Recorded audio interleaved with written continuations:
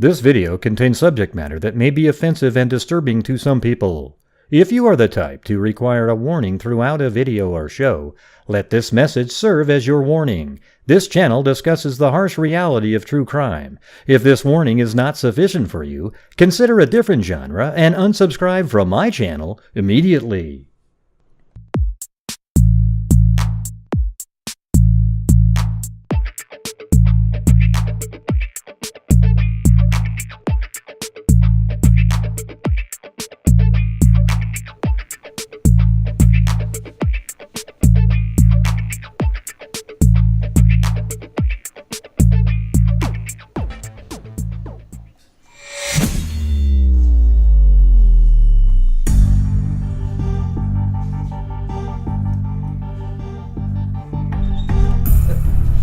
There's my mic about a half mile away there. How's it going, freaks? No audio problems? Thank you to Ashy Snow, Scoutin' Dude, The Mike D Experience, and Benji. And welcome, CG. All rational thought is welcome here, everybody. Well, who are you to determine what's rational or not? Well, I tell you what, when you hear it, you just know it.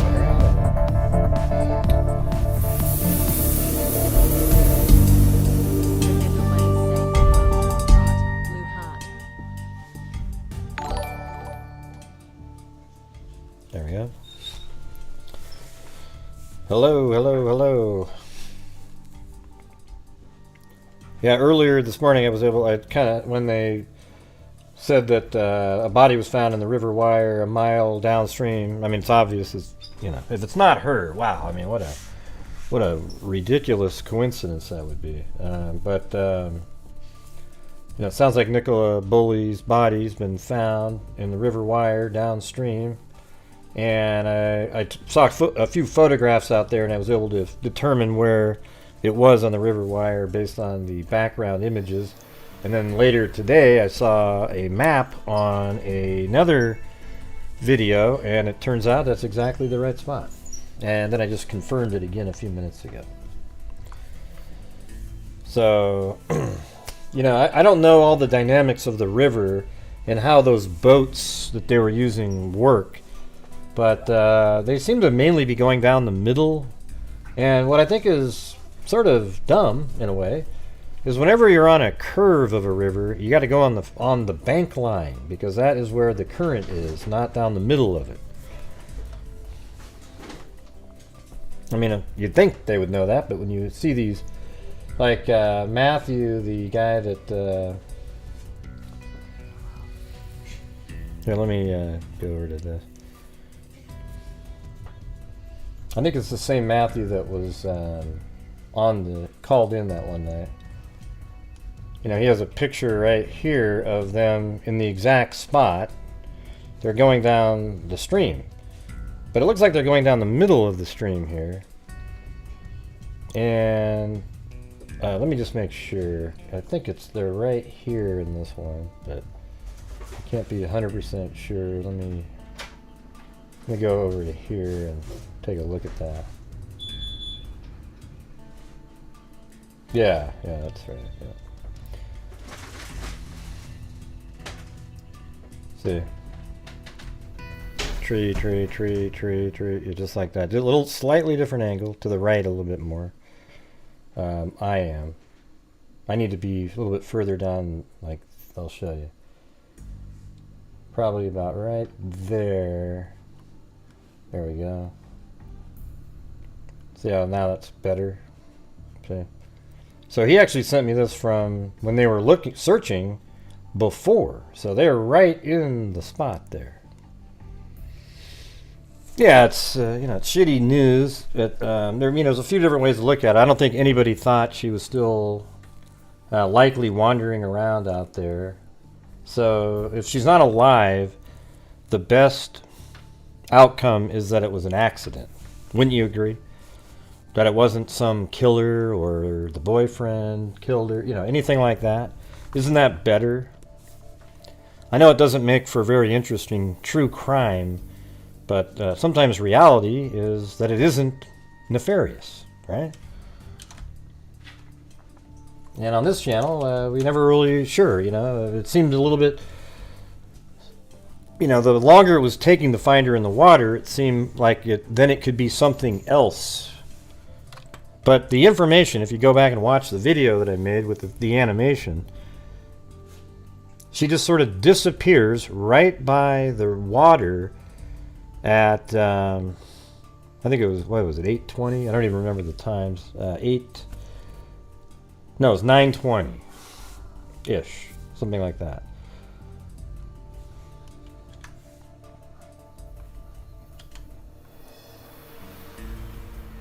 Yeah, it was right here at 9:20.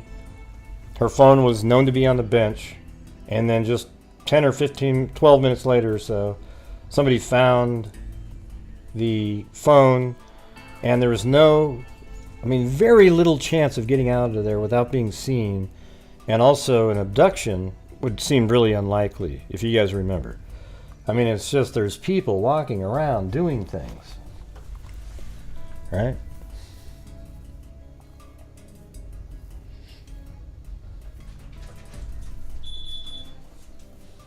Thank you, Jason Freer. Yeah, it's weird. She fell over and banged her head and all that. It's really complicated how something might have happened to her. But what's interesting, when you look at Google Earth, it doesn't seem incredibly shallow right by the edge of the water right there. I guess it just kind of depends on what day it is. Right? When there's let's see, that phone number isn't good on the screen, by the way. Let me update that one really quick.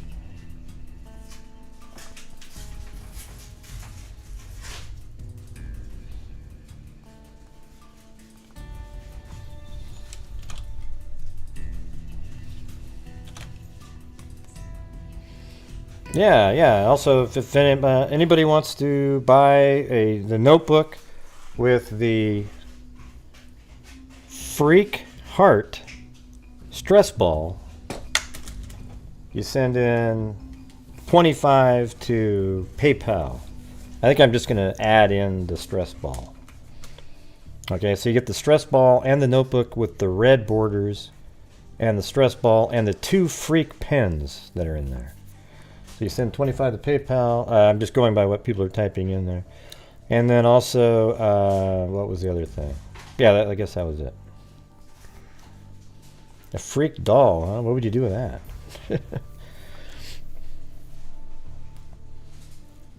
Oh yeah, I was going to change the numbers. Hold on a second.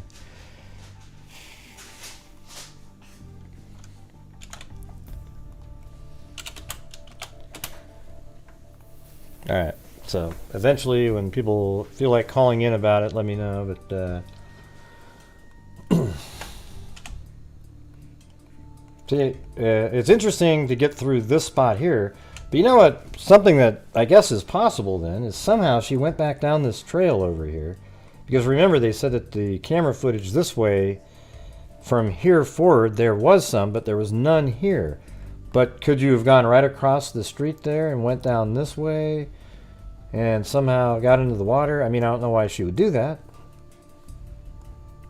And nobody saw her on the path. I think the most logical explanation is that she just went into the water there somehow.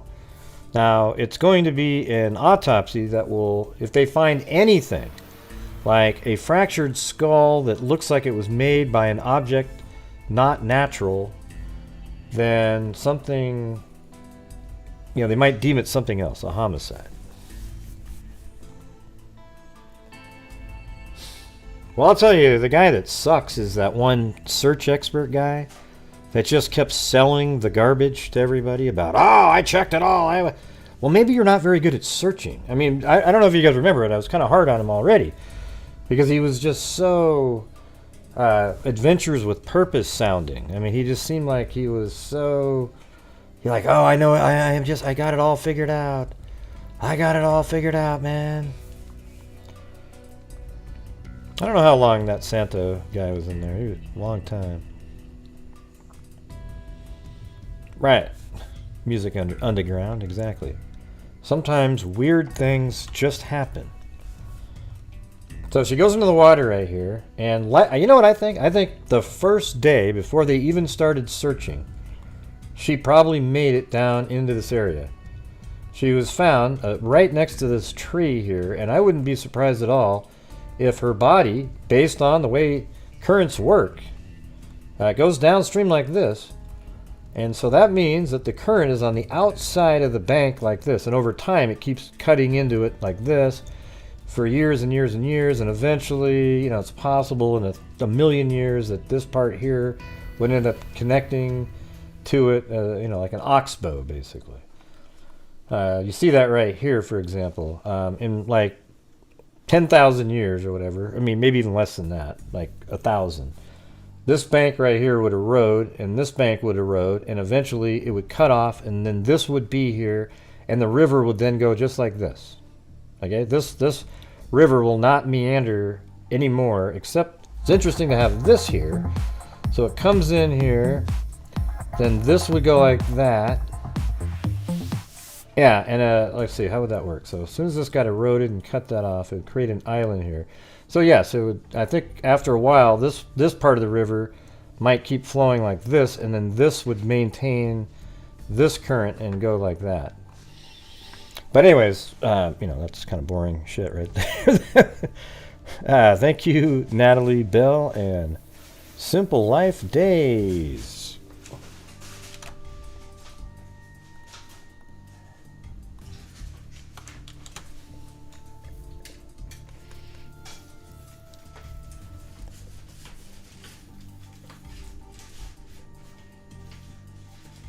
Yeah.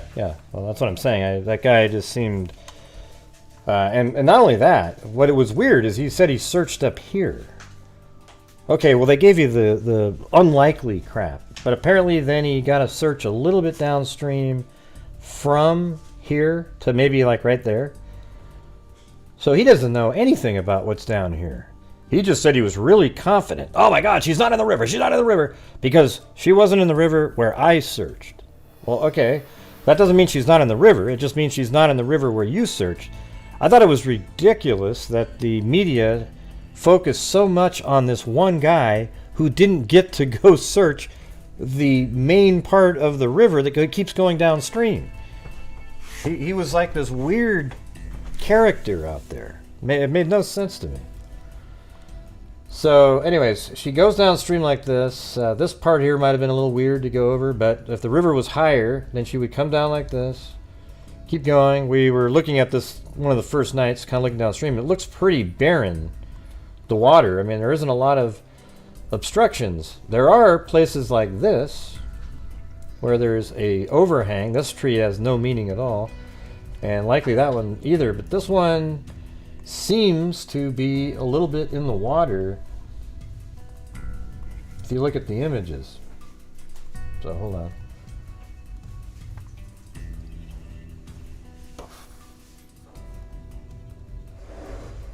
Here's an image right here, and that is that spot. So there's the tree coming down into the water, and it looks like down here there's probably some ability to snag something up right below there.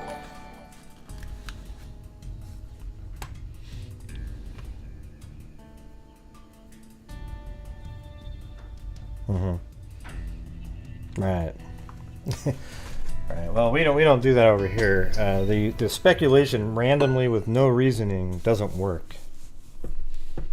Right. But you have to do that if you want to maintain sensationalism and get as many people to watch as possible. You have to pretend that it's way more. There's a lot more to it, everybody. There's a lot more to it, and that's how you get viewers. Right? You gotta do it that way. But I can't do it that way. It makes me feel bad if I ever even thought it. I mean, even just thinking it makes me feel bad. Okay? Now, there are people out there that don't like me or my personality, but I'm not unethical. Okay? I can tell you that. Hey, thank you, Sack and Fox Nanny. Appreciate it. let me show you. I kept saying I bet she was stuck in some underbrush. We rescued a girl stuck under some leaves in an Oklahoma river. Yeah.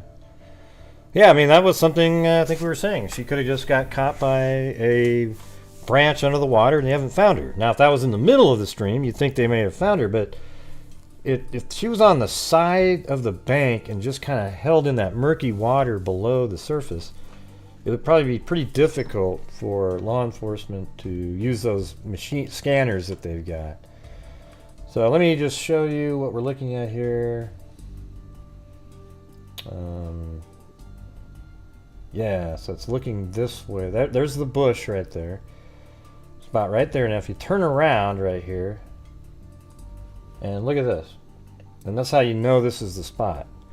So even though a picture looks a little different, it's really strange. I'm going to show you why this is weird. But the cameras and the wide-angle lenses, and a wide-angle lens is more like Google Earth, where see that building in the background over here? Can you see where I'm circling?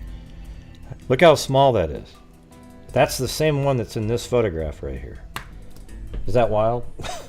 I mean, if I zoom in like this, you can kind of see it better, but that's this same building right back there. Even though it's the camera angle, the wide angle lens made it look tiny in Google Earth. Thank you, Doohickey.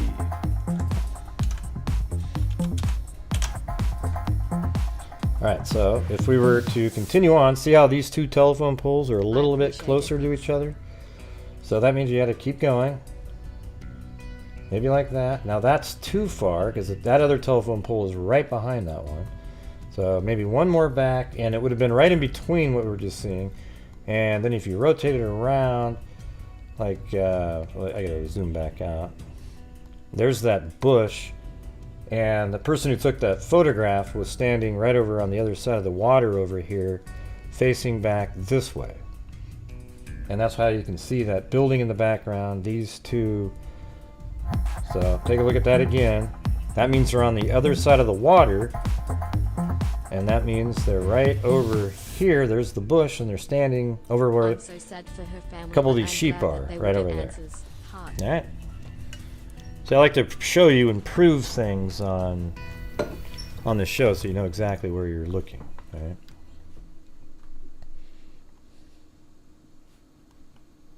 Yeah, everything.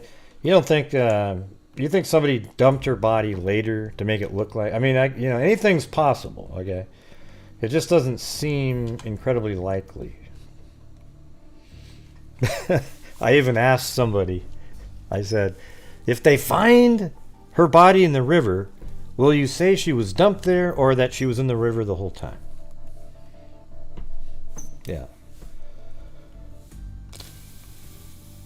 Well, if you're walking in this field over here, you might have just seen her. And maybe, you know, people do, you know, they live in that town. They're going to be looking in the water, right? And try to keep an eye out. I'm sure that they were told to keep an eye out.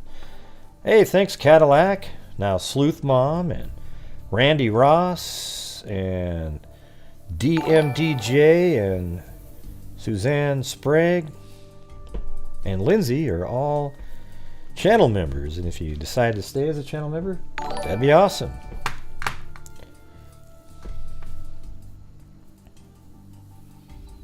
I wonder if they can figure out how long. Yeah, well, her body will either be consistent with or not consistent with being in the water the whole time. If she has very little decomposition, then it wasn't in the water. However, I will say that the water is so cold that it would have very well preserved, you know, at least inside of her body much more than it had been in like a 70-degree Florida stream somewhere. I mean, we're talking about the water is almost freezing. It's crazy. Thank you, Sonia.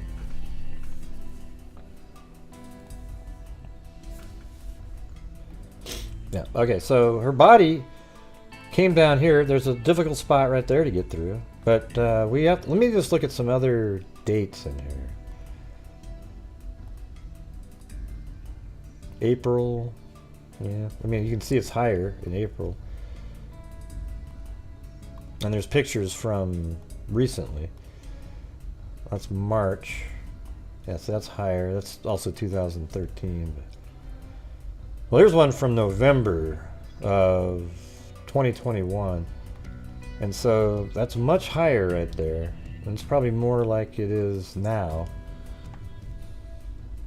And so she would have came around this far bank over here.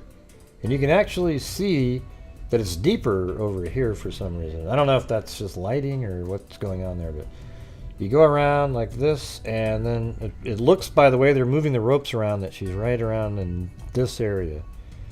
Something like that. And here's what's possible, is early on, her body sunk as it was transferred down the stream. It's definitely been long enough for her body to have decomposed, forming gases inside the body. I know this is all sick stuff, but it just is what it is.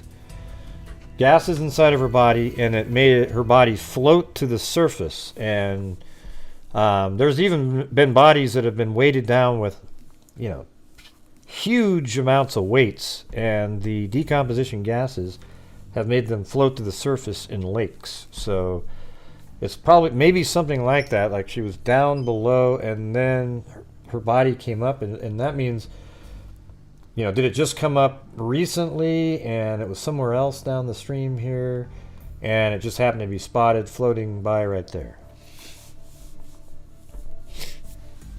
All right, let me do a poll here.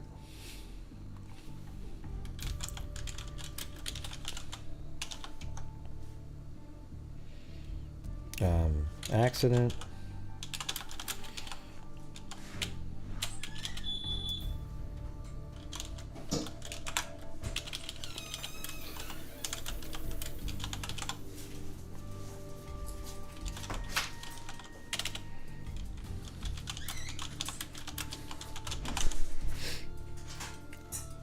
All right, there we go. There's a poll question for you. A poll question.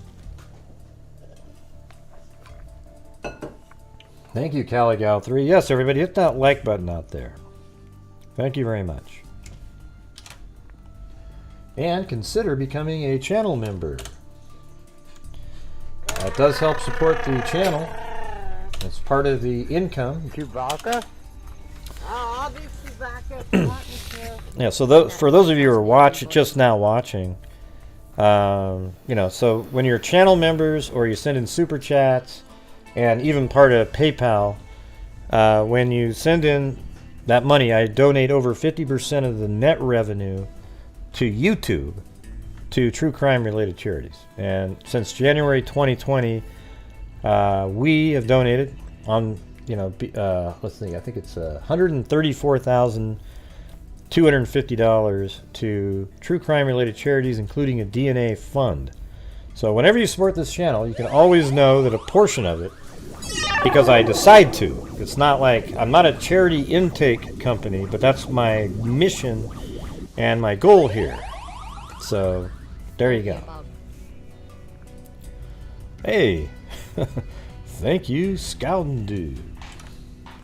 Again, very generous. Thank you, Scouting Dude. And there it is, Quietly Frozen, the coolest name in YouTube history.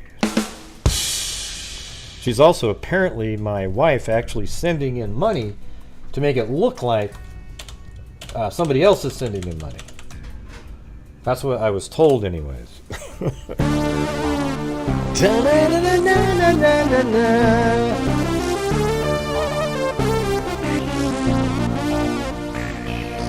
Jane from the country.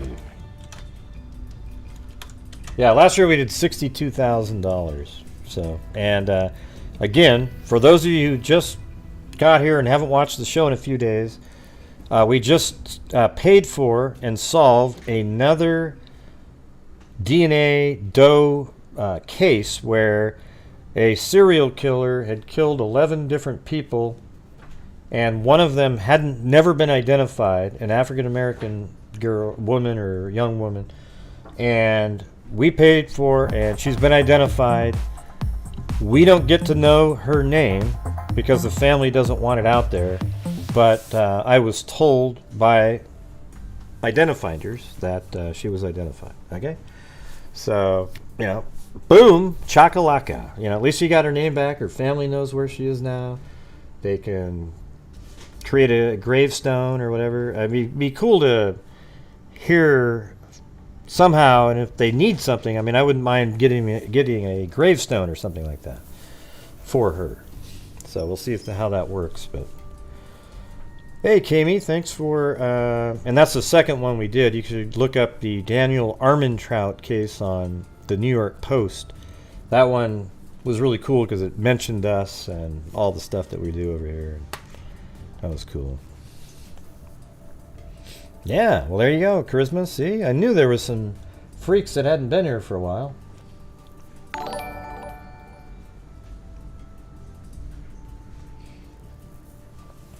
Welcome, Danielle White.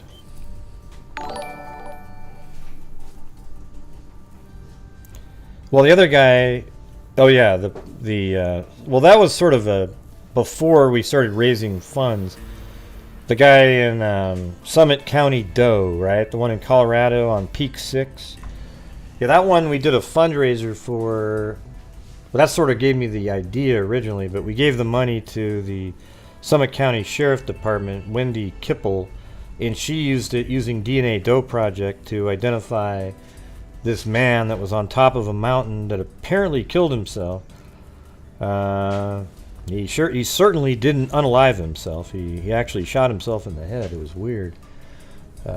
So we paid for it and had him identified.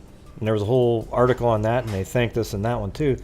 So that's 3 that there's 4 that I know about. One of them was, the underworld sort of stuff. I'm not really interested in that kind of publicity or anything like that. Like, it was some person that was dismembered, and it's like, whew, the whole story behind that one's not good.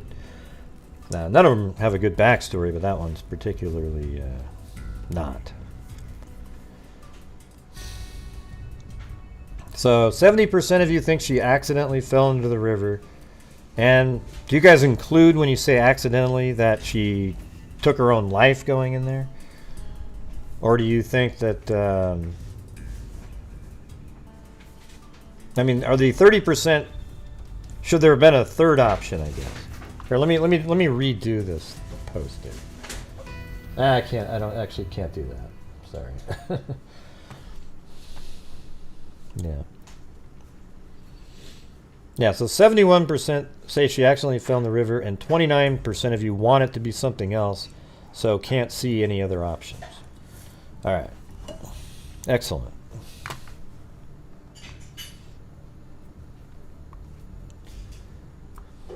Yeah, I guess we'll see what the autopsy says. Well, that's an accident, right, Mac?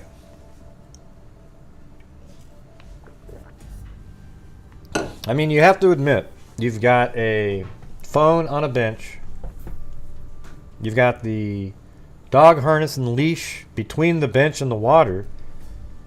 And she's missing. It's right there.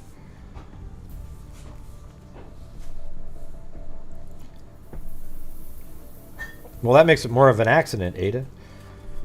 Because she was just listening to her phone for the conference call while it was sitting on the bench, while she was going to put the harness on her dog, and then she disappeared. I would think if she was a suicide, she would have had her phone. That's what I would have thought. She was doing something else. That's why her phone was on the bench. I tell you what, though, if it's an accident or a suicide, we're not going to ever get to know the difference. There's not going to be, unless she has writings out there, going to her favorite little park, and with her dog, knowing her dog was going to stay inside the fence boundary there. But how do you do that, I guess? Did she have, the autopsy is what's going to give us the answer, right? Did she have drugs in her system? And, I just don't know how we're going to get to know that. But to me, the phone on the bench means not suicide. And the term isn't unalived anybody. Okay? So if you hear people saying unalived, they're being disrespectful to the people who actually have committed suicide. Okay? There's not one soul out there that when they hear unalived, they don't know what you're trying to say, and it doesn't untrigger somebody by saying unalived. Okay? Everybody knows that, right? Or in the phrase sexual assault, saying, oh, they were SA'd, it doesn't somehow make the person who was sexually assaulted feel better now because you called it SA'd. As a matter of fact, they're probably angry at you because you minimize something so awful. All right?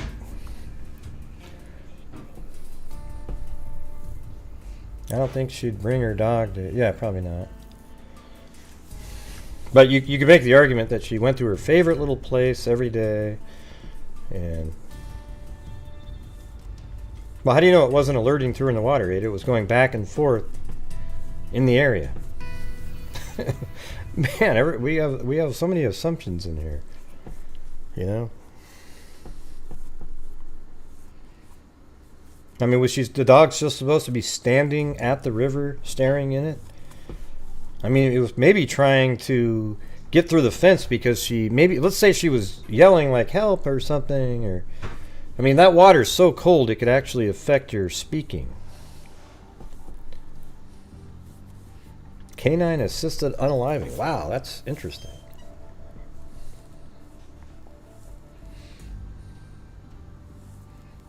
Well, she apparently had a drinking problem, and that could have been alcohol, and falling into really icy cold water is a very bad combination.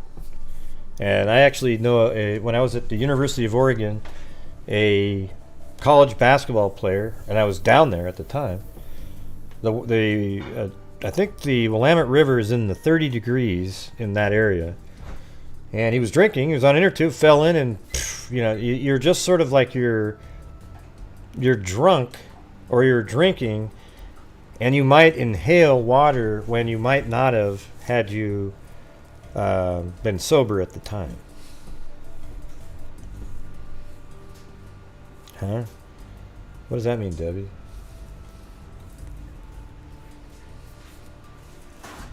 He probably couldn't swim. Who, the dog? I think those dogs can swim easy.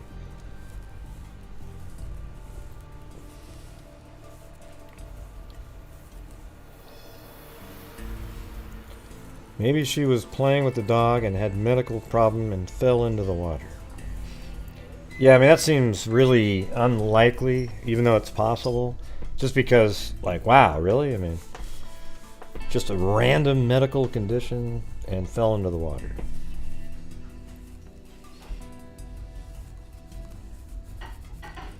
Yeah, accidents happen all the time. There was another person who reports and lives in that area of the UK when she stood at the river's edge, and there's a step 3 or 4 feet drop off. Steep, you mean. She said it was very slippery by the edge. Okay. But then there's also people like Matthew who called in and said it's a really gradual slope and it's shallow with some rocks. But I'm just wondering if it was much higher that day. Because when the tide comes in, I guess, it would seem like it could even raise 2 or 3 feet, then drop down.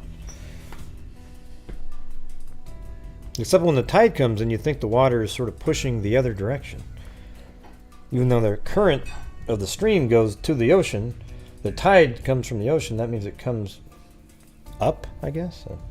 I don't know. It's a weird one.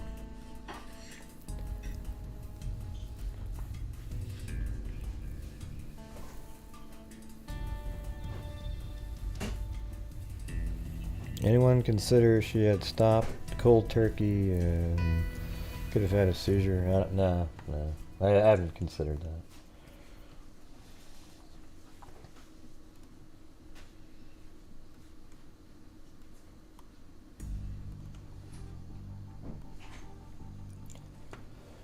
Wow, Cadillac, thank you. Thank you so much. Thank you for... I think it was Scouting Dude, Cadillac and Quietly Frozen for the cat eye donations. Very kind, thank you.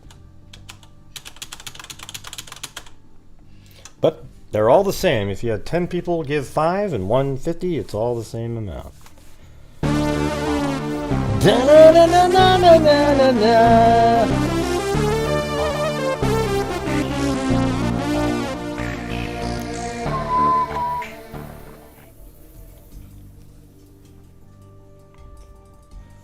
Okay, so here's the Fox News. Body found during search for Nicola Bulley, missing mother of 2. Lancashire police said they sadly recovered a body after being called to the River Wyre near Rawcliffe Road at 11:35 GMT on Sunday. Although formal identification has not yet been made, Bulley's family have been informed of developments, and our thoughts are with them at this most difficult of times. We ask that their privacy be respected. Bulley, 45, vanished on January 27th. After dropping her children off at school, she was last seen walking her Springer Spaniel on a path by the river. But her cell phone was found on a nearby bench, still connected to a work conference call. Yeah, that was 9:20. And her dog was found between the bench and the river. So maybe that means it was a learning, Ada. Right? It's right by the river, going back and forth. The body was found about a mile from where she was last seen in the small village of St. Michael's on Wyre. A special dive team ended its involvement February 8th after 2 exhaustive days, and some speculated that Bulley did not, in fact, fall into the river. See, they caused, just like Adventures with Purpose, they caused a lot of unnecessary, wild speculation. Peter Falding, who led the search in the River Wyre in Lancashire, England, said his team had done all it could before pulling out of the search. The team used sonar equipment to search roughly 3 miles of the river, but found nothing. Well, you guys aren't very good then. I don't know what to tell you. I guess we'll... right? I mean, it's very similar to me to what Adventures with Purpose did with that car that they said, pulled over, or not what it was. Went to the roadside assistance with Kylie and the 2 friends, and it just turned into this nightmare. And then when they found the car in the water, oh, something just doesn't look right. Oh, something doesn't look right, man. And then everybody starts losing their crap over it for weeks and weeks. And I mean, it's just ludicrous. Yeah, the tow truck driver, right? Yeah, jeez, what a joke. I'd love to hear Falding call into Gray. Yeah, well, he can call in. I wouldn't listen to any. He's just a regular dude who didn't do his job good enough. Yeah, that's really what it comes down to. Now, I'll owe him an apology if it turns out that her body didn't have enough decomposition and was put in the river in the last couple days. Okay? I don't know those types of answers at this point. But I didn't like the way he kept commenting in the news, fueling the flames of speculation without really knowing for certain if her body was in the river for sure, right?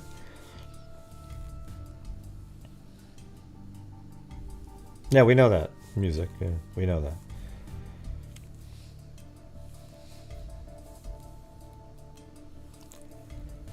Yeah.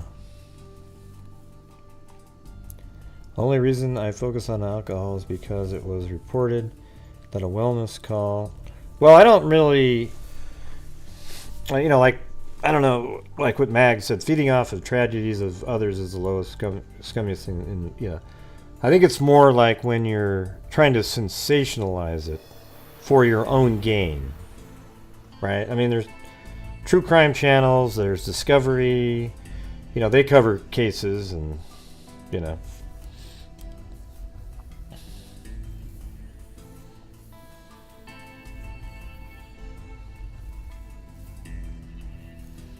Yeah, I mean, the problem is with the entire true crime genre.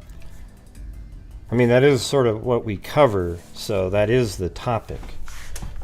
You know what I mean? Has stuck his hand in an armpit and will announce time of death soon. Yeah, right. But I know what you're saying.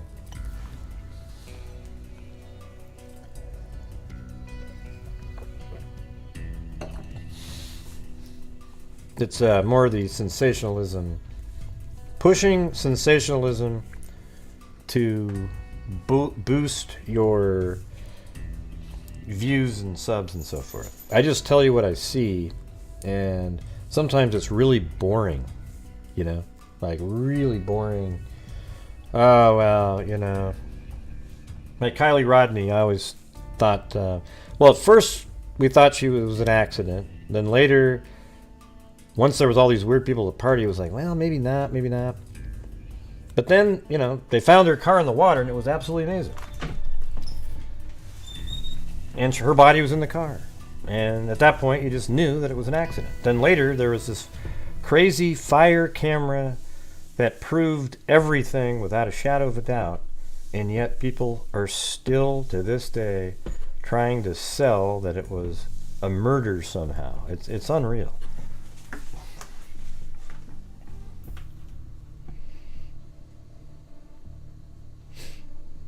Mm-hmm. Well, they didn't mention any of that stuff at that press conference, so I don't know who leaked that stuff. Scottish Queen. But yeah, I mean, I don't think it's something we needed to know. I think the searchers and law enforcement needed to know because that might help them find her, but the general public doesn't. We want to know things like that, but we don't really need to. I mean, me knowing, it might bolster my thoughts that it was an accident if I knew that she was drinking, and it might have tamped down the wild speculation earlier had people known that. So maybe that's how it could help. But it wouldn't have helped any of us find her at all because we found out that she drank. You know what I'm saying?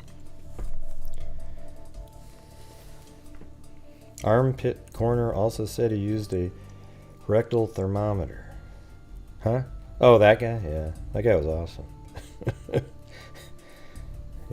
No, he didn't say he would do that. He said he likely wouldn't have done it at a crime scene.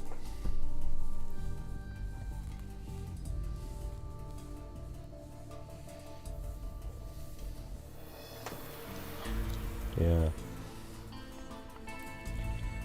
Yeah, you probably wouldn't have needed that one, Ray, on Paul, though, would you?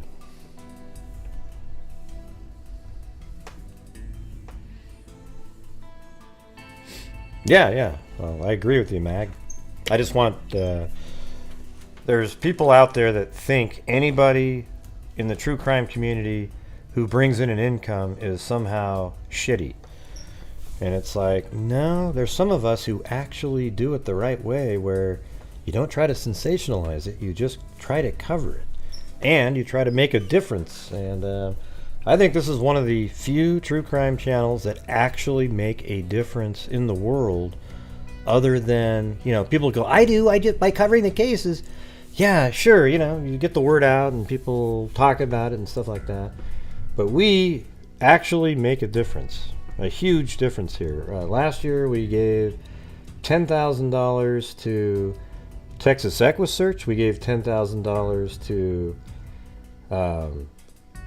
the DNA, let's see, NCMEC, National Center for Missing and Exploited Children, and around $10,000 to RAIN, which is Violence Against Women, and around 25, I don't even remember what the total numbers were, 25,000 to the DNA Fund and various other charities at the same time, getting up to $62,250.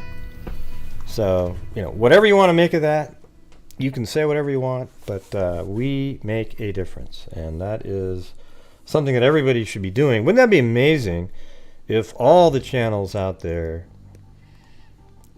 with 67%, by the way, was accident. Wouldn't it be amazing if all the true crime YouTubers committed to doing the same thing? Man, we'd be giving millions of dollars a year. I'll be back if you want me to.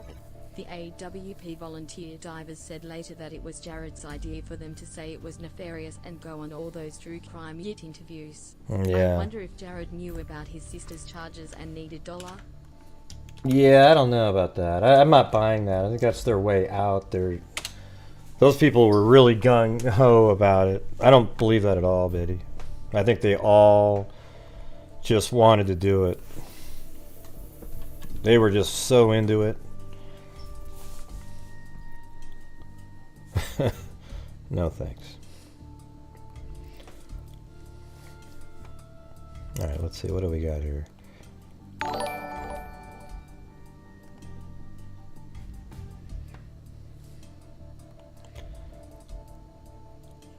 Yeah, comparing me to that person, Mac Pride, will get you banned in 2 seconds. I don't know why I have no interest in the Murdoch case. I don't get why I feel like... Oh, I know why you feel like that. Yeah, we all know why. In the Alec Murdoch case, there isn't anybody that you feel bad for, really, other than maybe Maggie slightly. But who knows? I mean... That's really it. It's an interesting case, though, technically, with the facts and everything. But it's not really... you're not rooting... Like, I don't know, what do you say? See, normally in a trial, there's somebody that you feel really bad for, and you hate the the person being accused, and you're just like, oh yeah, and you're just really into it. Yeah, that did it too, and you're hoping for justice for so and so. In this case, the justice for me is just society. Like Alec Murdoch is a pile of crap, okay? A horrendous human being. And that's really it for me. I don't have, I really have never developed any sort of feelings for any of the family members. Yeah, no, all those other people, yeah, the people that were helping around the house and stuff like that just kind of lost their job. I don't even feel bad for Buster. Buster is just, in my opinion, is right there with them.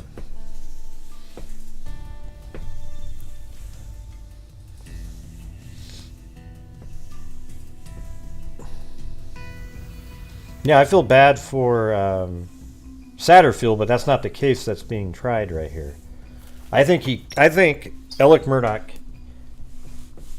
was somehow involved in the murder of Satterfield. I mean, it would be almost mind-blowing if it wasn't. It was this perfect opportunity for him to screw over Satterfield's children and never give them a nickel. I mean, what is... I mean, the gall of that is incredible. Like, you don't even give them $100,000 to shut them up for a while. Yeah, we were able to get you 100. They wouldn't have said a word. Instead, they keep checking and checking and checking. All the while, Alec cashed in $500,000 and then like another $4 million. I mean, give me a break. Are you kidding me? It's crazy.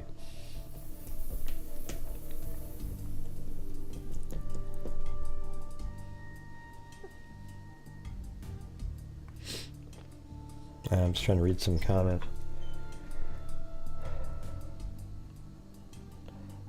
You haven't really heard all the jail calls other than the one that he had with his dad. What kinds of things was he saying in there?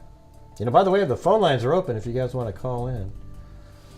All right, phone lines are open now at the top of the screen. And get back to the...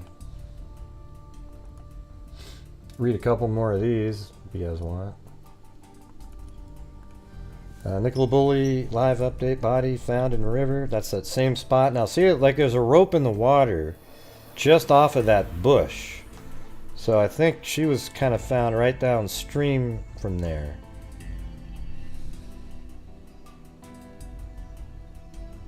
And they have it circled right where I had found on earlier when I posted to our community section.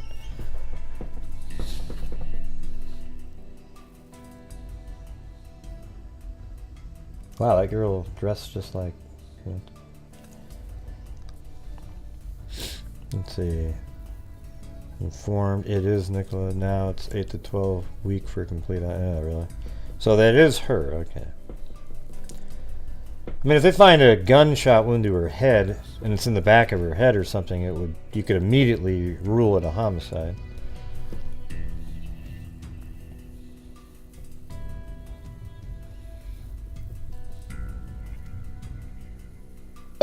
Yeah. All right, 445, you're on. Right, it's Brian. I haven't talked to you in a while. How you doing, bud? Hey, what's going on? Yeah, I just saw a new case. This Nicola Bulley. I haven't been really keeping up with that, so they likely found her body. Yep. Okay, and that foul play isn't suspected. Well, it was just in the river. Yeah, so like most likely, like, what's your opinion? Accidental? Yeah, I mean, that's what it seemed like since the beginning. I mean, but there's always a chance since we don't really know anything. But somebody nobody pushed her in the river. I mean, but here's the thing: if somebody shoved her into the river, there's no way that anybody's ever going to get to know that somebody shoved her in the river. You know, so that's the thing. That's a good point. Yeah, see, that's why it's like getting info if you know what the facts. Because I said I've been really busy lately. I haven't been able to keep up with this case. Mm-hmm. But that's good she's found, so now at least the family knows. Yeah. Because not knowing's the worst. I couldn't imagine like having a loved one like just never being found, because you never know. Like what happened. Like I don't know. Like even if the accident, even if they can't prove that, but at least you know she's not suffering or anything like that. Uh-huh. Yeah. Yeah, I mean it's good to. Well, it's also good. It's always good to get an answer for the family. Like for example, let's say she washed out to sea. It would have been a nightmare for the family for years and years and years unless she was found. But if she was never found, that means their family would spend decades wondering, living on pins and needles for decades. But they don't have to do that now. They have answers. Yep. It's really sad, but at least they have answers. Yeah. Yeah. Out of a shitty situation, it's the best outcome. It really is. Like. Yeah. If it was an accident. I mean, they still have to do the autopsy. I'm just saying I think it is going to be deemed an accident, but you never know. You know, it's you got to always throw that in. Something like this, you don't never know. Say never. Yeah.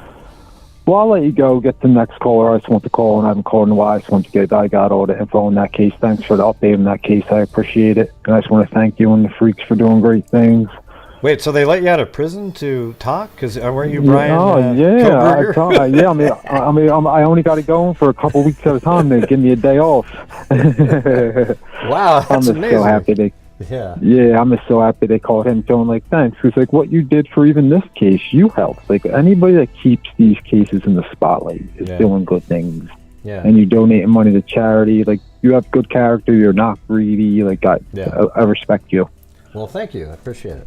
Yep, you do true crime the right way. And I suggest anybody hit the subscribe and like button and donate if you can and buy stuff if you can and help out, support your channel because your channel does it the right way. Wow, I'm going to record that and play that every commercial. Yeah, it should. You should play in the beginning. You are the facts. Like I said, you just have good character. Some people on YouTube are just all about the money. You're just not, and I respect that about you. Like, this new generation. The part that sucks is that, I mean, it does seem like I need to try to raise the funds every single night, which is something I wish I didn't have to do. Like, I wish I didn't have to say a word. But there's some nights where it's just people aren't thinking about anything, so I have to say, "Hey, everybody, don't forget the super chat." You know, it's like, I think you that's have to remind people because sometimes people need to be reminded. Yeah. Yeah, there's nothing wrong with doing that. And what you're doing with the funds, you're keeping some and giving some to charity, and that's great. And like you said, if every other true crime channel did that, there would be millions. And but they would never do it because a lot of people are just greedy and they're self-centered and they don't care. Yeah, but they call you greedy if you don't give every nickel if you say you do donate. See, the weird part is that the way it works. This is the way it works, everybody. You either don't give a nickel and they don't care, but if you don't give every bit of it, then they care a lot. You know, it's weird. It's, How stupid is that? There has to be a younger person saying that, because you don't have to give a penny. Yeah. And you donate money out of the goodness of your heart, and that's a good thing. No, I love the feeling. I gotta admit, like, the feeling I get, and I'm sure all the freaks, every freak that, like right now, Marie Crossley sent some money in. Yes. You know, $1.50 or $2 of that's going to be going to charity at some point. So what difference? I mean, well, actually, YouTube takes their percentage out, so it's probably like more like $1 or something. But you know, every one of the freaks, I guarantee you, feels good that when we solve these DNA cases and we're giving money to places like NCMEC and everything, it's awesome, you know. So I know I feel amazing about it. I mean, and now you're over 100K subs, and like that's a positive. Yeah. Your channel's growing, and that's all you got. Like I said, I think your channel's going to continue to grow, and I hope it does, and donate more money. And maybe like every year, it seems like you're able to donate more to charity, and that's great. Well, I hope this year can be, you know, better than last year even. Yeah, so, absolutely. You've got to hope for the best, and I think it's definitely possible. Yeah. Well, hey, man, I appreciate you calling in. I'll let you go. Get the next caller. I'm going to definitely watch the rest of your show and enjoy it. Well, thanks for the kind words. You're awesome. Thanks. Yeah, but they're just the facts. Like, that's what I like about you. You just stating the facts. Somebody disproved me that like you're not doing good things. You and the freaks. Like, there's nothing they can say. Well, thank you for they make up lies. Well, it's good to have you call in again, Brian. Thank you. Yeah. I've been really busy the last couple of weeks. I was finally able to watch a couple of episodes. Today I caught up on a few. Then I was watching this one. Yeah. Well, awesome. Yeah. All right, man. Well, have a good evening. Well, and you have a good night, okay, bud? You too. All right, bye-bye. All right, bye-bye. Wow.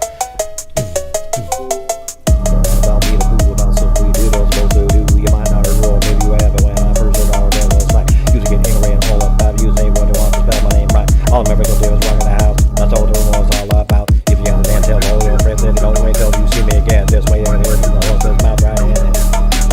Ah! Thank you, Tosh. Feel 100. I thought those guys were part of the video in the bottom right-hand corner there. That was weird. See, she said, feel 100% good about supporting Gray and the causes. Boom. There you go. Well, thank you. Very kind, very kind.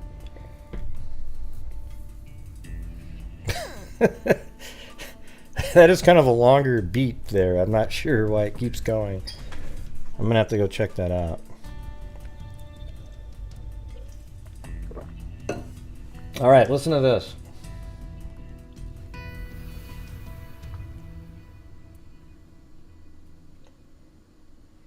Where is that?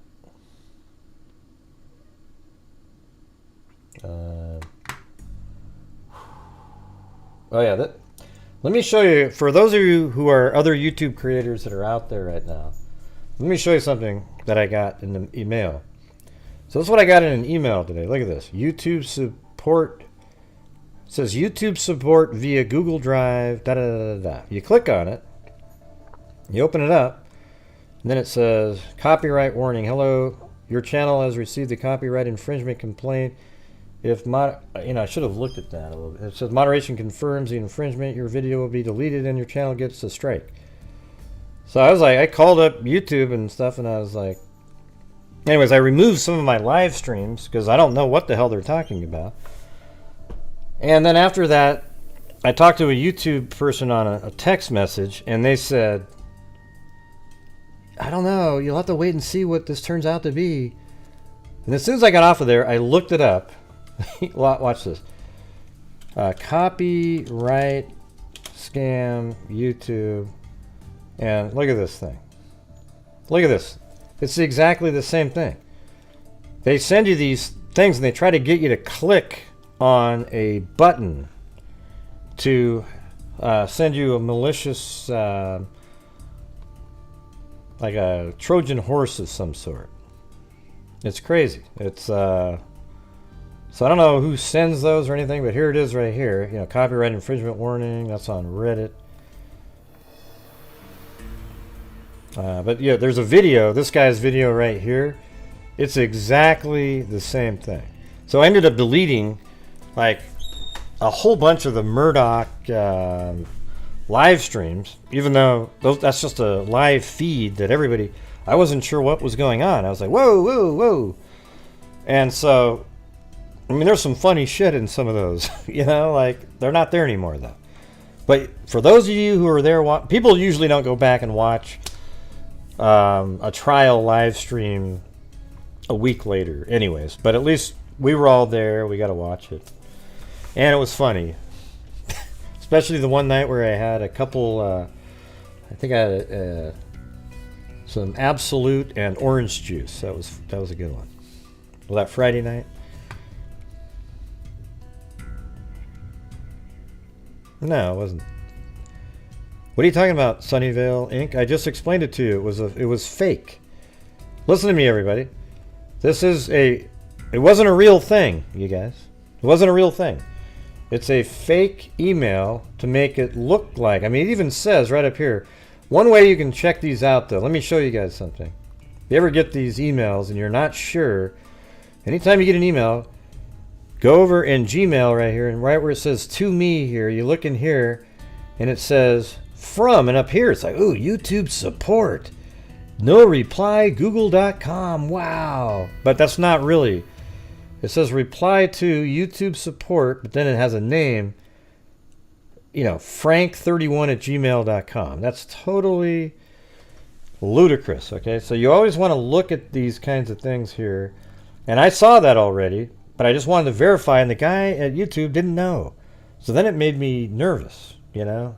What I should have used is my own common sense, and that I used after that and looked it up first, and then I would have just been, oh, what a joke, right? So whenever you get an email that's a little weird, check the from, and especially if it's from a corporation or something like that. It'll usually have a Gmail address or some crazy, stupid, common email that's not. If it's literally from the company, it'll say like Intel.com or Microsoft.com or eBay.com. It's not going to say Joe, email, eBayJoe@gmail.com. That's complete crap. Yeah, so anyways, that was a fun moment today. I spent like an hour on that. And I've got one of those before, but I couldn't find it to compare it with, so I wasn't sure. So unfortunately, the live streams are gone, and whatever. We know what's going on. We'll just keep moving. I hardly ever go back and reference them. Anyways, so.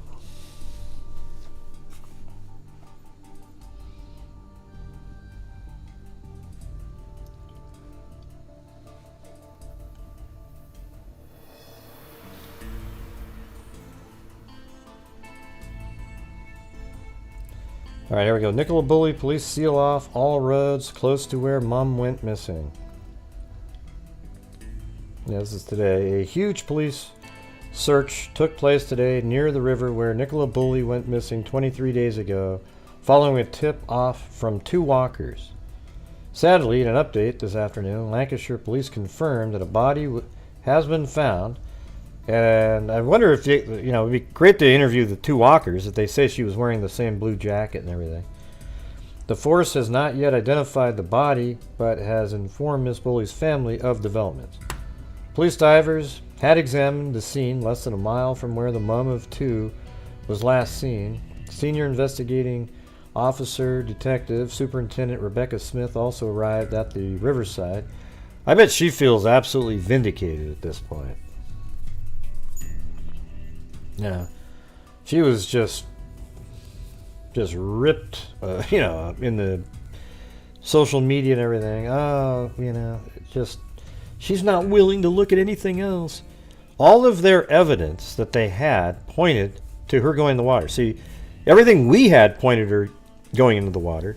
And you got to imagine they have more information than we do and have been able to collate it all and put it together in told a story that they couldn't deny that she went into the water. Right?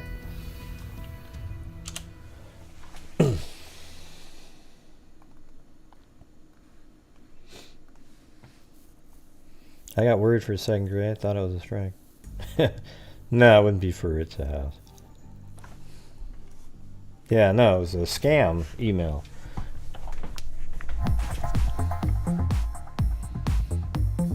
I saw that one about Madeline McCann. I got worried for a second, Gray. Thought it was a strike for It's a House, lol. Oh, and thanks, Tosh, for the very generous PayPal there. And also, Miss Angels.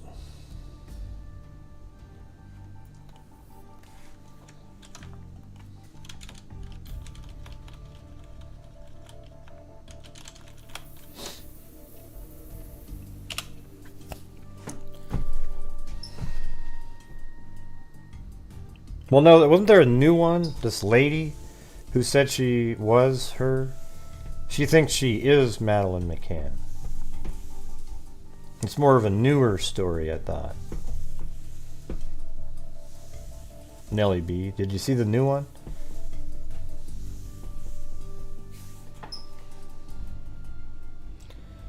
Alright, Lancashire police said in a statement this morning, Sunday, you may be aware of police activity around and near to St. Michael's. We want to provide you with an update to the activity. So I'm wondering if one of are these police or were these the walkers? And this guy here looks like that same diver guy.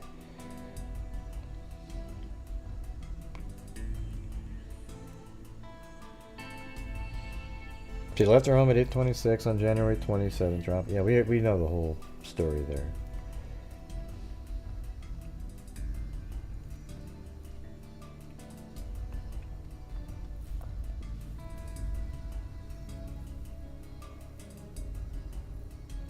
Yeah. So you guys think that this rope is tethered to another diver?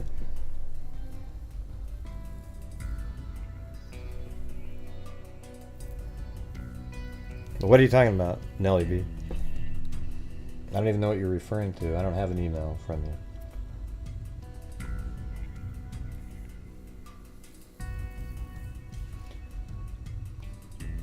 Come on, guys, call in. This is your night to shine. You can call in and discuss what you think here.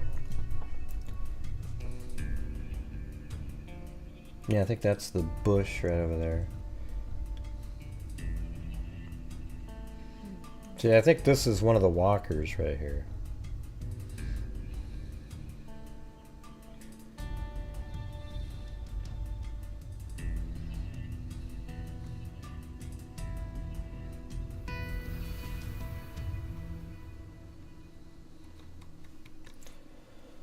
There you go. And there's another one. They all seem to have the same photos and everything. Not really. Are they going to have a press conference tomorrow, do you think? We'll be getting back to the Murdoch trial, even though people aren't really interested in it. Free Tax USA. Free? Let's break that down. Free federal return for every.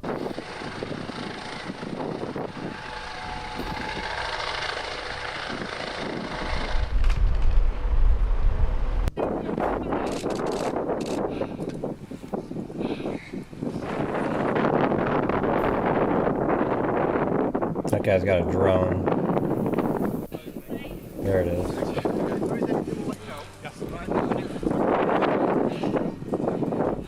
Oh, that's right. No Murdoch. Yeah, you don't all need to type in the same thing over and over.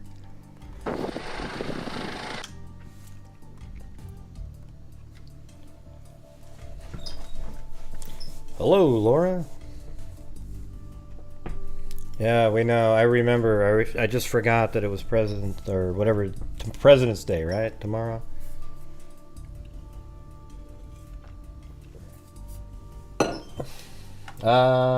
Let me see. Are there people from the UK that want to call in? Because I do have that. Let me try it again.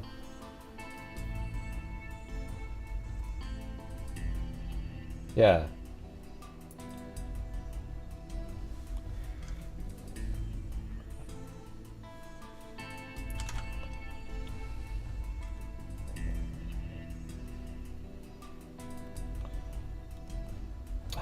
Come on.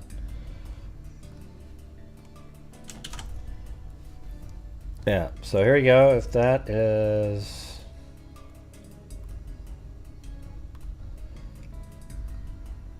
These are the UK numbers right here. And you dial those, then you have the meeting ID and the passcode. Alright, so there you go. So any one of those right there work. Pick one.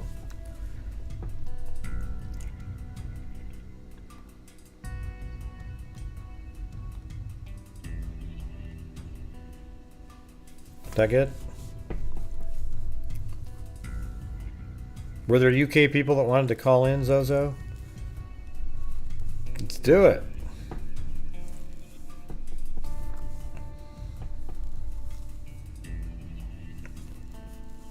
Well, Scotland's part of that, isn't it? Well, there you go. There you go. Here, let me put the...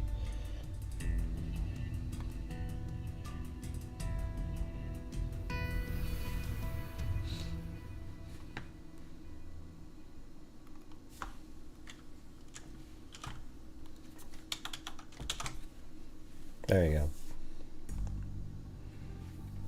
Right there on the screen.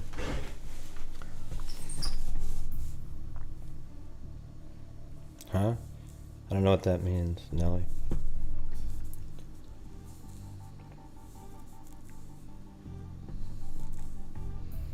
Isle of Man.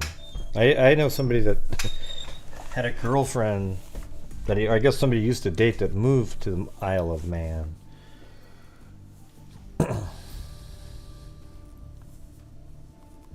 I don't think so. Why would it be Cadillac? It's for our presidents. I think it was, they combined Lincoln and somebody else. I can't remember the other one. Maybe George Washington or something.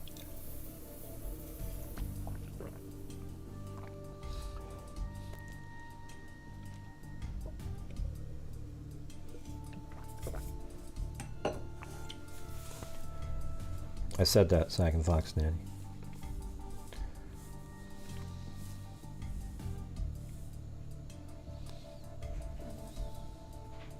Huh? What do you mean Gray was missing from the beachy party of that river? What? What does that mean?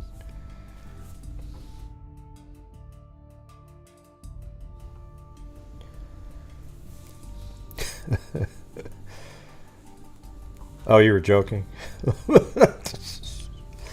Okay. Well, it's hard to get that joke, Cadillac, but at least I answered nicely. Did you see that? I mean, where's the credit for that? You know, people should have been like, that's a miracle.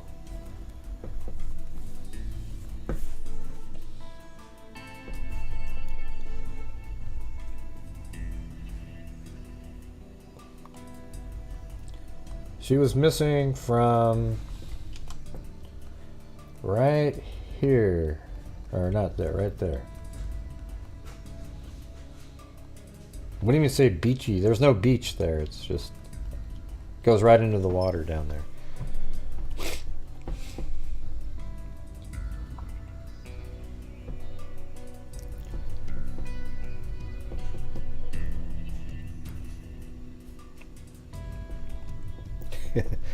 I probably should have figured that out, Cadillac, but you know, without the little sarcasm emoji, sometimes I get lost. Hello? You're Hello? On. You're on. Who's this? Oh my God, Gray! I got through. I'm Nellie B from the UK. Hey, Nellie B, what's going on?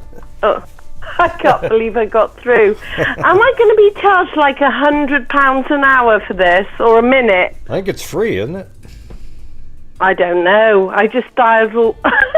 sorry, I'm so excited. I just dialed all the numbers on top of your YouTube thing. Uh-huh. Yeah, well, anyway, you got in. Awesome. I got in. Do you know what time it is in the UK? Let's see. I would guess it's probably 4 a.m. Yeah, that's it. Well, there you go. Well, thanks for being there we up. Go. You know. And the thing is, everyone said dial in, and I don't know why I've dialed in. Well, you dialed in because you immediately sound like an expert with your accent. I am an expert, and actually I have been following you for quite a while. There you go. And obviously UK, I've been following the Nicola Bulley case, and I did send you an email, excuse me, just because I discovered this site today, YouTube, and you might clarify this, but I was following this guy on YouTube just for a day, and I was watching his videos, and he's really sort of immersed into the case to the point he filmed her body being removed from the river today. Sorry, trigger warning. It was in an orange bag. We don't need trigger warnings over here. That's okay. Just letting you know. You don't have to I know. I've stopped using unaliving on your channel completely. But he stood filming her. He's kind of been really immersed in this, and he filmed her body being removed in an orange body bag with two divers struggling really quite badly on their own, removing her from the river.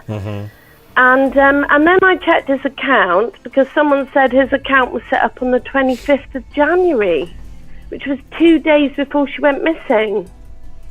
Huh. Well, that's sort of I found that really weird. When did you send me the email? Tonight. I just sent it tonight. And then I got accused of being a troll because I was really passionate about it. Oh. Well, I don't see the email, though. Not by you, no. But no, I mean is odd. I don't see your emails. What's the first name of the person you're... Well, I'm going to have to give my name then. It's Nerys, Nerys. Well, let me just... let me see what I called the email. No, that's not it.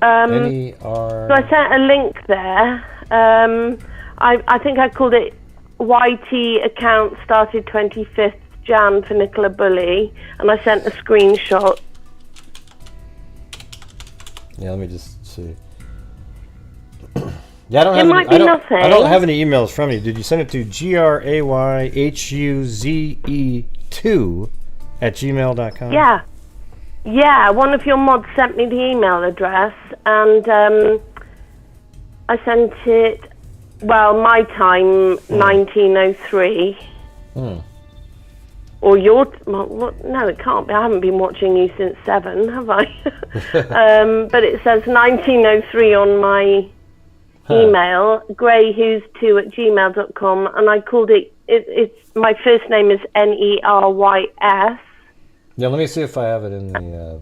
maybe it went into spam or something. But you know what? His link on YouTube is at Nicola Bulley Case. Oh, yeah? Let me see. And that is why, I just innocently watched it. Things pop up, and I you showed up in my videos. You came into my spam folder. I see it. Okay. It says this message seems dangerous. Similar messages were used to steal people's personal information. Okay. Well, I mean, I know who you are, so I don't think that, but I think it must be from Hotmail. That's probably why they didn't like it. Yeah, it's Hotmail. Yeah. I mean, I don't know enough, and you do. You're more technical, obviously, but I just was watching a couple of things, and he never shows his face. He's completely immersed in the case. That's fine. And if he already had a YouTube account and changed his name, say, to kind of invest in this case, he still did it on the 25th of January, which was 2 days before she went missing. Maybe I'm mistaken. I might have got things wrong. Well, I'll check it out a little bit later. But, there's a full-on, you have the rope saying, I think he has got a full-on video of where she was found, and you can see them pulling her out of the water in a body bag, which was horrible. But I don't know, he actually went through the woods at one point and saw a man with a spade, like, about to dig up fresh ground. Yeah, I'm gonna look to see what he's doing. Do you think he still has the? I don't see it on his channel. Oh, there's a whole bunch of videos though. Yeah, there are. The video was up today. Hang on, obviously, because she was found today. Let me just see. But I don't know what you thought about. Oh, that's this one. It says joined 25th of Jan. Well, that is kind of weird. They set it up 2 days before, and all of a sudden they randomly became this big Nicola Bulley fan. Well, that's what I thought odd. I know a few people have said that, he's probably just changed the name of his channel to concentrate on the case. Well, then I guess he did it 2 days before. I just find it a bit odd. Yeah.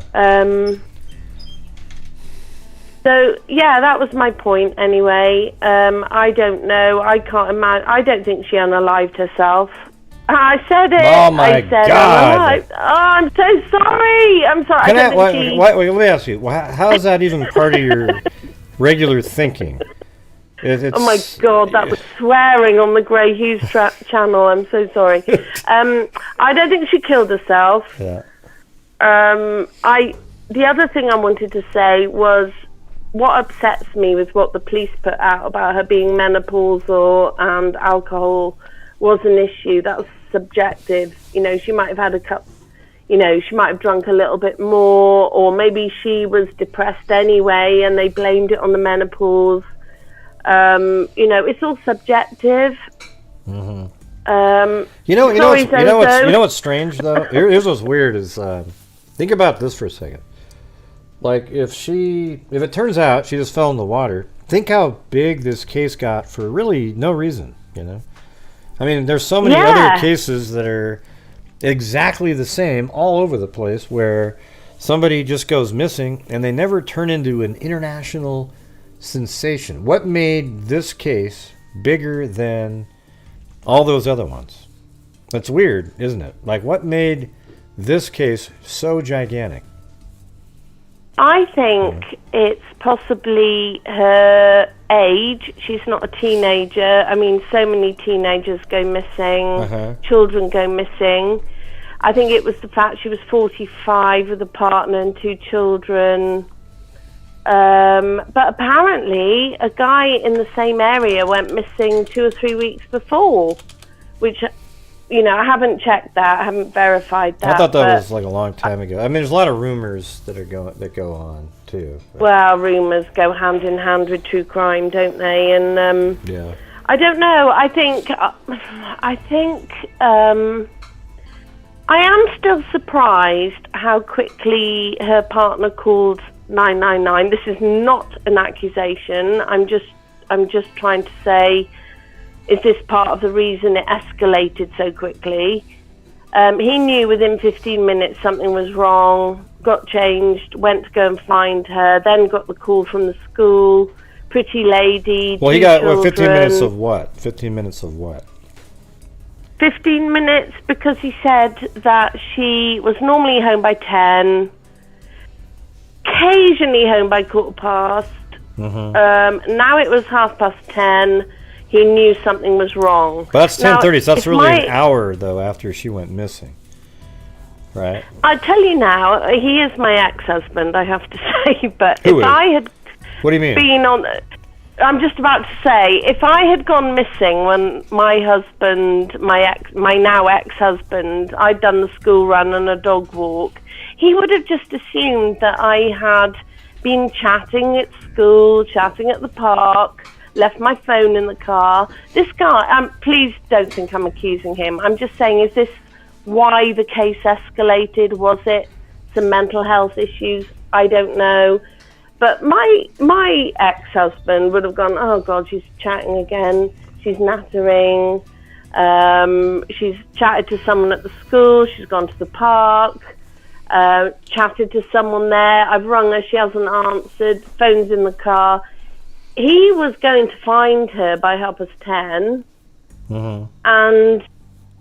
and was kind of like, oh God, the bottom's fallen out of my world because the dog's free and my ex would have gone, oh, she's fallen somewhere, or twisted her ankle, or I'm just trying to work out why it escalated so much. Was it a panic within them? Pretty lady? I don't know. I don't know why. It's like the Madeleine McCann case. Why was that child sort of more in the public eye than hundreds of other children that had gone missing? Yeah. I can't put my finger on it. It's the same thing. Yeah, it's hard to really know. For example, Kylie Rodney. That case wasn't... I mean, it was mildly... It got interesting in terms of, at the end, trying to, show the fire camera video and things like... Once her car was found, it became interesting. But before that, it wasn't interesting at all. It was weird how people would just spend all this time on it. But I don't know if that was an international case. Like, Nicola Bulley is known everywhere. Everybody's talking about it. And it might be just because it's sort of mysterious how she just disappeared right off of the bank of a river. So maybe that's it. I don't know. Yeah. I mean, if I was going to kill myself, I wouldn't jump off a 10-foot riverbank into a possibly shallow... I think it was 2 feet deep at the edge, going into 10 feet in the middle, and probably another 2 feet the other side. If it was a high bridge into the Severn River, I'd understand it. I just don't... And wouldn't your instinct as a swimmer be, oh, I've jumped off a riverbank, I'm going to swim? I feel that she would have to have ducked her head underwater to kill herself. Do you know what I mean? I don't think that... Yeah. That is a way to do it somehow. A high bridge into a bigger river, yes. I do wonder if she went to put the harness back on the dog and perhaps she fell head first in and hit her head on the rocks. I can only think that she knocked herself out. That's my Yeah, well, thought. sometimes she could have just fell into the water, but water that's 34 degrees is shocking and can make you it can make you inhale before you even think. It's just so cold. It's unbelievable. We have a river that's like 37 in Oregon called the Metolius River. Maybe it's 39, I can't remember. But even that river is so cold when you fall into it. Yeah, that's true. That's true. But my problem with that is where I live in the UK, there are so many winter swimmers and they get such a buzz from jumping in and getting really cold. Yeah, but they're expecting they're expecting to jump in the water. They're expecting it, yeah. So I get that. Yeah. Well, those were my points, and I would love it if you'd look at this guy's YouTube. That is I'll check it out. 25th of Jan. I just found the date really. But why don't you update into the real world and get a Gmail account instead of Hotmail? My God, I mean, that's like my mom still using my mom. That's like my mom still uses AOL, for God's sakes. I mean, give me a break. Listen. I'll be honest. I do have a Gmail account, and I make jewellery, and it's my business account, so I'm a bit confused with accounts at the moment. I will sort it out, and I'm delighted to have spoken to you, Gray. Yes. I really am. Thank you. Nelly and I can't believe I got through. Well, it was cool. Well, there wasn't. It's not like people don't call unless it's like the Idaho Fork case. It's not like people are just pounding on the phone to try to get in. Like that case, I had 10 people on. Yeah, that's a whole other story, isn't it? I could go on all night about that one, but I won't. Okay. Let's stay with Nicola. Yep. Thanks, Gray. Nice to speak to you. You too. All right, well, have a good one. Bye-bye. Take care. I'll speak to you again. Bye. Good. All right, see ya. Bye-bye. Nelly B. from the UK.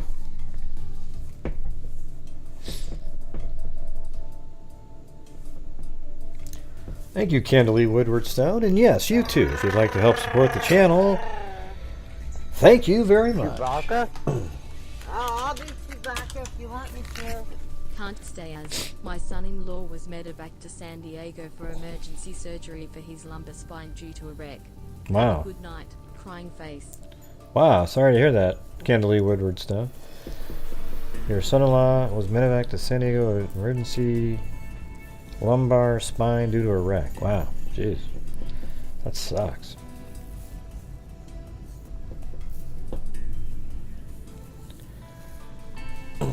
Let's see. Hoping a dancing avocado will sing out Nellie B.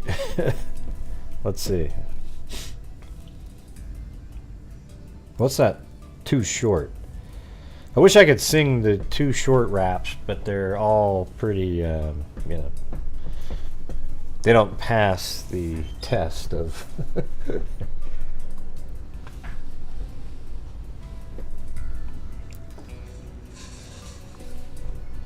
of appropriateness.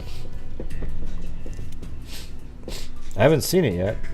I haven't seen Candalee Woodward-Stone's either. Not sure why they're not popping up on the screen, but they should be here any time now. It was great having you call in, Nellie B. It is always nice to hear people from like the UK. Oh, there it is, there it is. Stop, collaborate and listen. As back with a brand new invention, something. Credible to me, tightly frozen, a harpoon doing nightly. Will it ever stop? Yo, I don't know. Turn off the lights and I'll glow to the extreme. Like a match, like a mandel. Let him stay the mic jump like a handle. Dance. Cause niggas that boom, killing your brain like a poisonous mushroom. Deadly. Then I play it, don't melody. Anything less in the mix of the felony. Love it, I'll leave it. Better game way, better hit full, gotta get all tight. Boom! Hey, I was able to do Ice Ice Baby to that one. See that? Boom! Yeah, that's the new avocado dancing. I wish that the avocado would keep dancing, though. I might have to make that go longer. Is that a face or a belly button?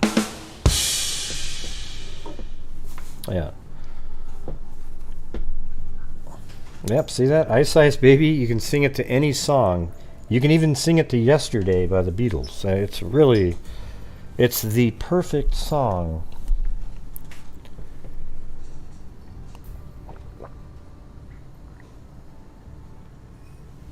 Ah, there we go. Got some water. What do you mean you didn't know, Pooh Bear? Well, that's right. It's usually... who was it? Mary Lou's doing it. Gosh, Gray, you struggled with my name. Yeah, well, you're not always on the top of my mind, Mary Lou. Gotta be honest.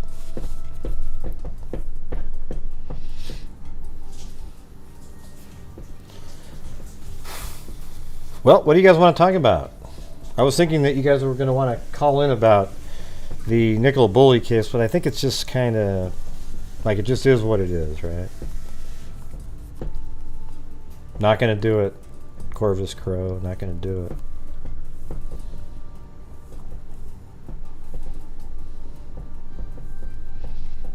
Yeah, you knew Mary Lou had skills? Awesome.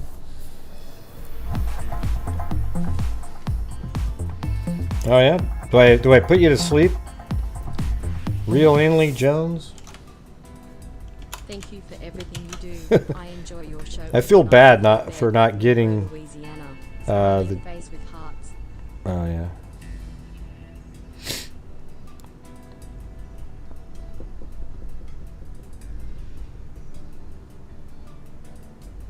I'm trying to miss the comments from above.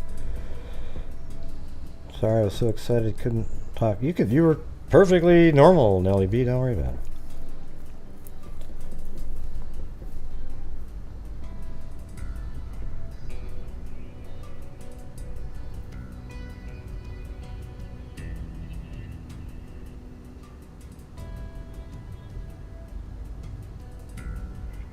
Was it Malaka? Is that the name I'm looking for? Like her comment was funny about do they have President's Day in Europe? And for once I was like, I'll just say, I don't think so. I think it's, even though at first I thought, I wasn't sure. You know? Oh, God. Anyways, I thought it was funny, but I wasn't sure. Dry humor is hard to get a lot when you don't get at least a cue of something with a smiley face or something. So for once, I tried to do it the right way, and it didn't work. Yeah. Thank you, Kim Christian. What's she doing out there? Mm-hmm.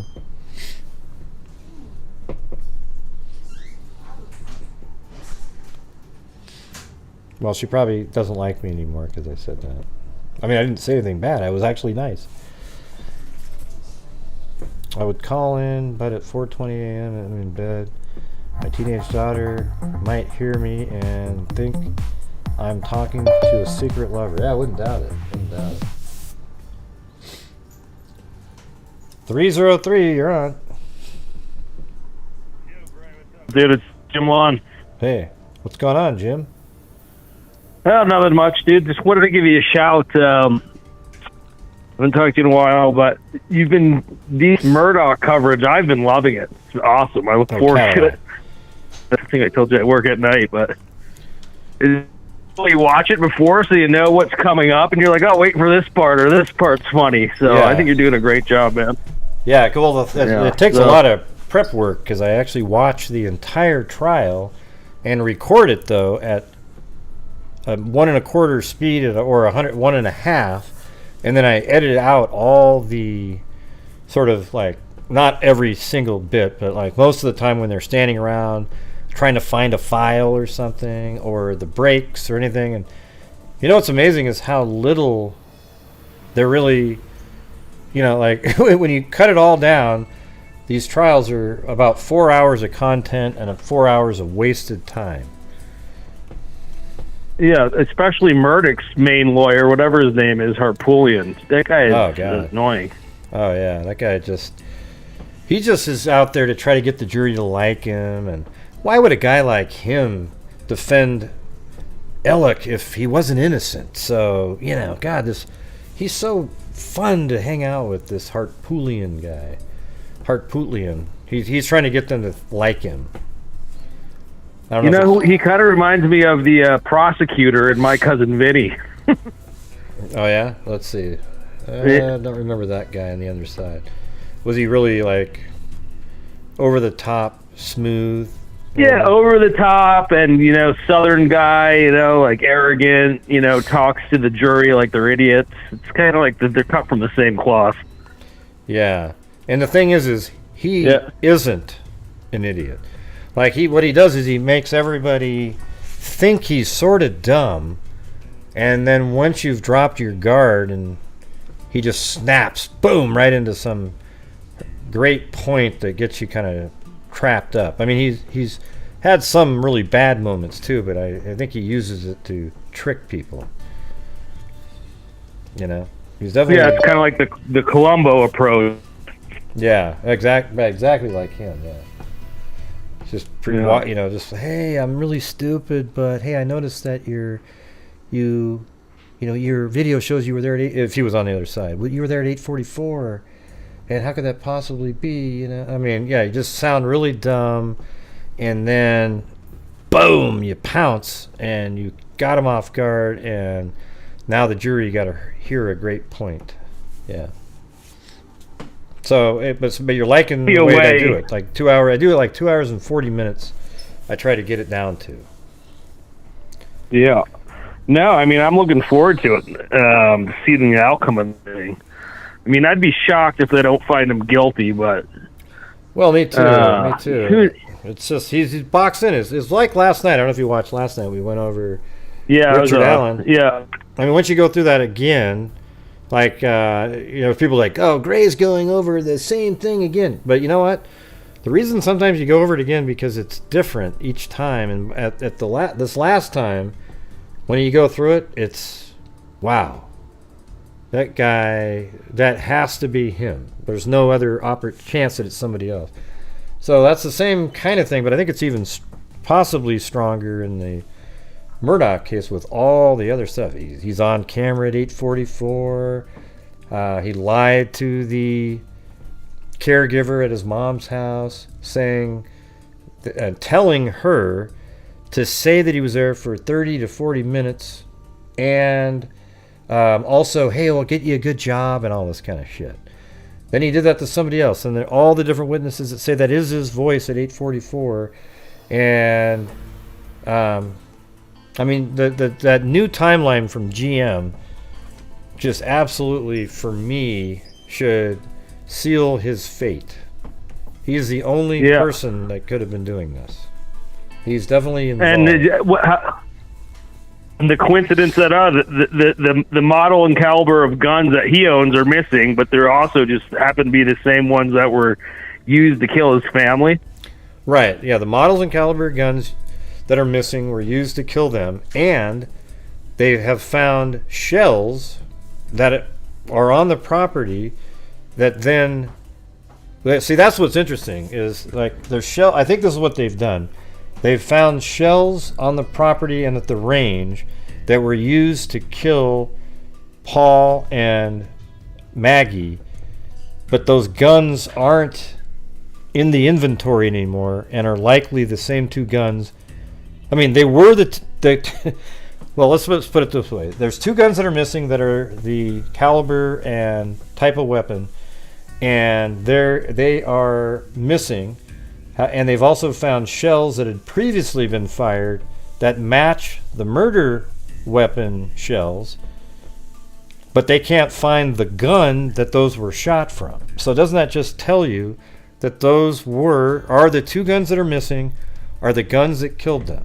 Now, you could say, well, maybe it wasn't him then, but maybe somebody else got him. Really? But so they put the guns in the car and then drove back up to the property, and it's ludicrous, the whole thing. Yeah. What I found interesting was the other day I think he was like an Oakland County, Michigan detective or something, the GM expert with all that car data. Well, that GM, that's what I was just saying. That GM data is phenomenal. It's just absolutely. Yeah, I mean, let me just tell you, I got this app on my phone called. Let me type it in. See, what's the name of this thing? It's really cool. If you don't have it, you should get it. It's like $5 or something. It's. Let me see if I can find it really fast. Oh, it's called GPS Waypoint Navigator, and it's so cool because you just hit record.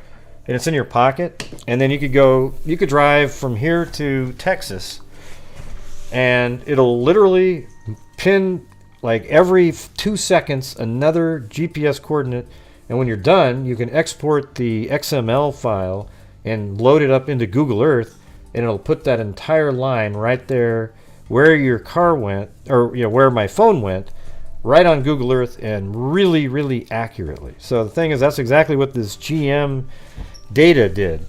I mean, that thing was incredible. Yeah. I mean, if I'm Murdoch, I mean, I didn't know that technology existed. I knew of OnStar. I knew that he probably had a reasonable expectation they track his phone, but either right down to like the computer CPU. That's crazy. He was probably shitting his pants when he was watching that. Yeah. Well, they didn't even know it either. Obviously, law enforcement didn't even know it existed. It was some GM person that was watching the trial that went, "Hey, I think we have other information. Let's get that." I mean, can you believe that? Yeah, that's awesome. Yeah. And that's the other thing. I'm surprised they were able to get that. I don't know. I'm not a lawyer, but I thought that would have to go through like discovery or something. Like, I didn't know they could call a witness while the trial's already going on, or like enter new evidence, but I guess they can. Yeah, no, that is weird, isn't it? But I guess you can do it. Yeah, it's crazy. And it must have been...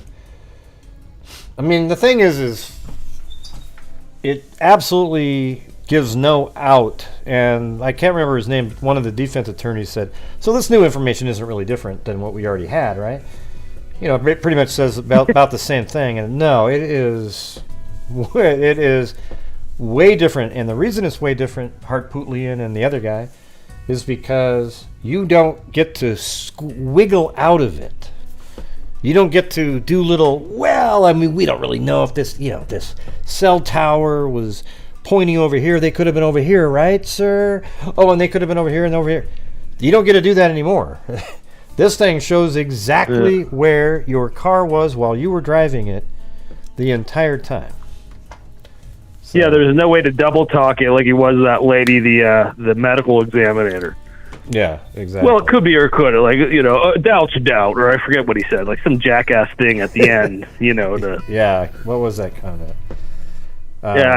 It was just, I forget. But you know what I'm talking about. Yeah, exactly. It was garbage. She was pretty good at her line. Let's see, I've got it right here. Let me play it. Right here, listen. I would say that people can disagree. That doesn't change the truth. Boom. That's like the key thing. Yeah, we could all disagree, but it doesn't that change. Was it. Yeah. But it doesn't change. But then she said, but it doesn't change the truth.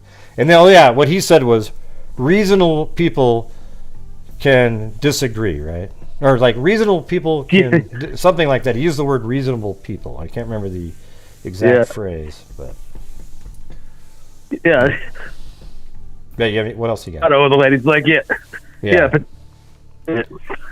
Yeah, he definitely isn't reasonable. But it's not reasonable. Yeah. To say that.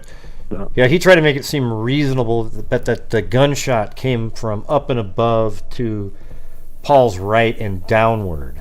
There's nothing reasonable about that. It's ludicrous. Yeah, it's crazy. Yeah. So. Yeah. Anyway, hey.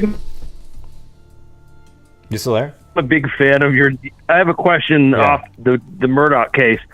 I'm a huge fan of your dog, Blue. Yeah. I used to have a Chihuahua just like that. It was like white with brown spots or black spots, like a cow. Oh, yeah. Her name was Baby Head.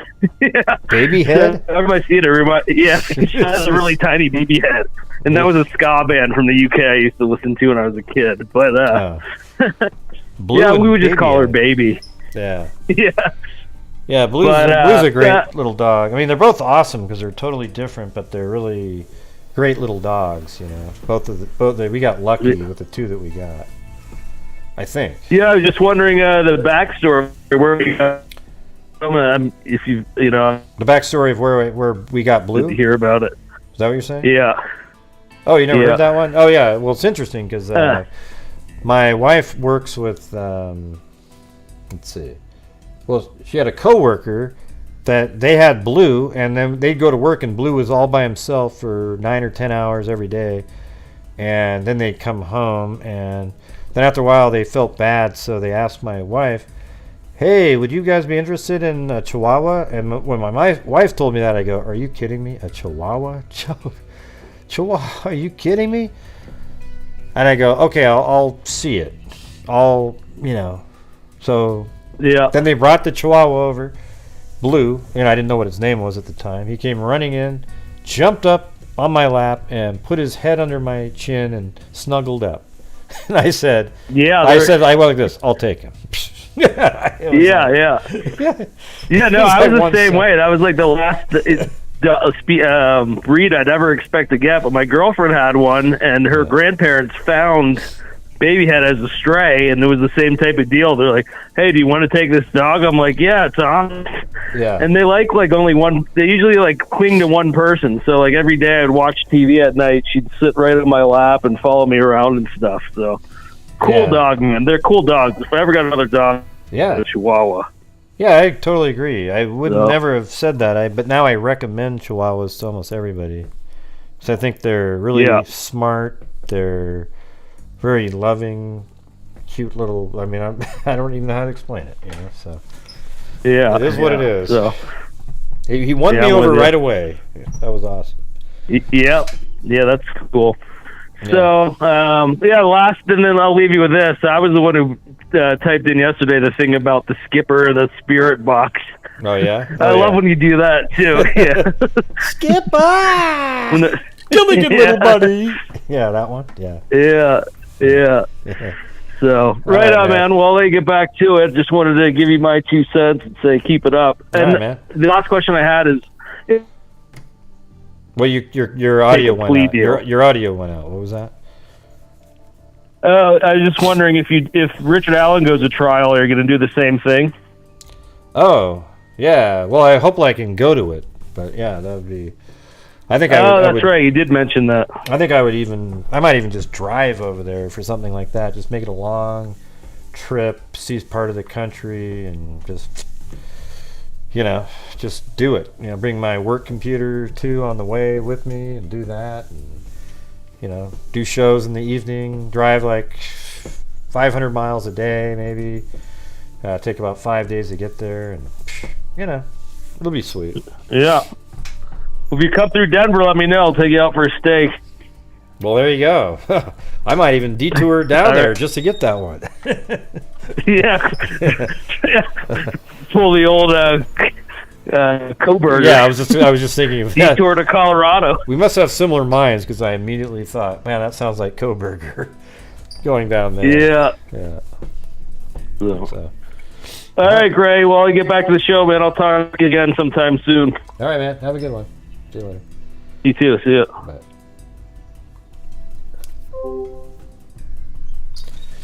Awesome. When is spring break in college? Is that coming up here? I think that might be when I might go to Idaho.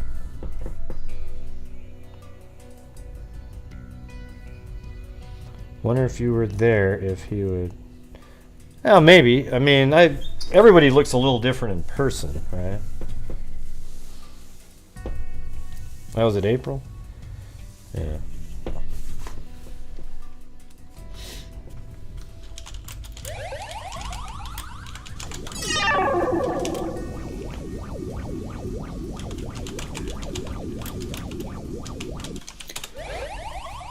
March 13th, I just looked it up. Which is weird. That's the day my brother actually passed away back in 1986. What are the odds? Subi Wan Kanubi. Thank you.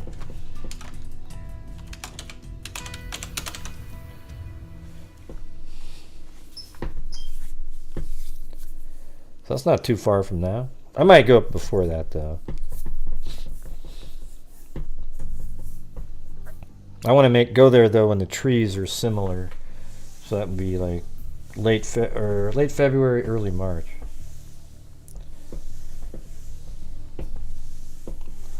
That's right, Jim. I should have said back to you, Jim.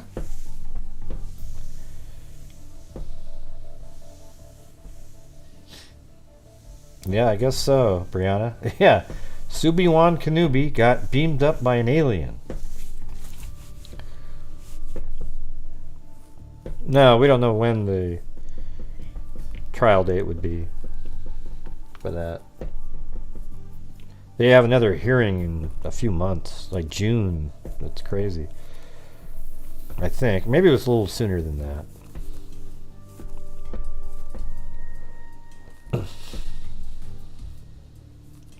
Hey, thanks, Liz Matthews. Yeah, it was a bad time in my life, losing the brother, It's just, it took a couple years even to sort of be back to somewhat normal. And now it doesn't really affect me, although I think it permanently changed me. But I don't realize it affecting me, right? Like I can look at true crime cases and stuff now a little bit without. I don't get emotional generally. I try to just look at it because it's like after you've already gone through something so horrible, going through a true crime case seems kind of mundane in a way. I don't know how to explain that, but a little desensitized, I guess.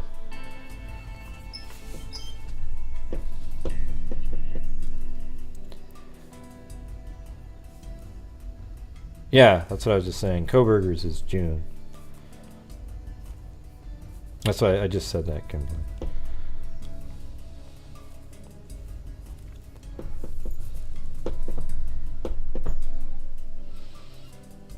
Or I said that Richard Allen's coming up, and Koberger's the one that was in June.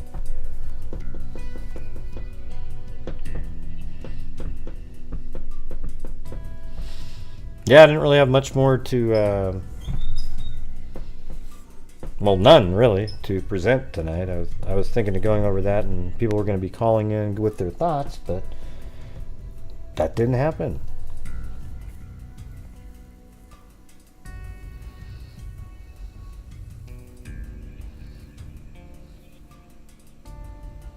Hey, thank you, Cadillac. And thanks for buying all those memberships that you do for people. It's very kind of you. And now that I know you have dry humor, I'll try to be paying attention. I'll do Chewbacca if you want me to.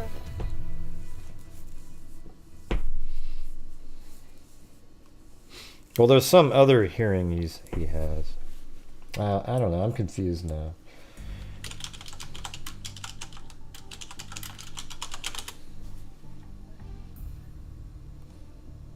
Oh, yeah. Maybe it is June. Yeah, so his next one's in June too. So maybe they're both in June. But I thought there was another one. I think the hearing that's coming up is more about information, right? It's not a hearing for him, maybe. I thought there was some other hearing coming up for information, LM. But yeah, I just saw it by looking it up, and his next hearing's in June. Richard Allen. So now both of them are in June.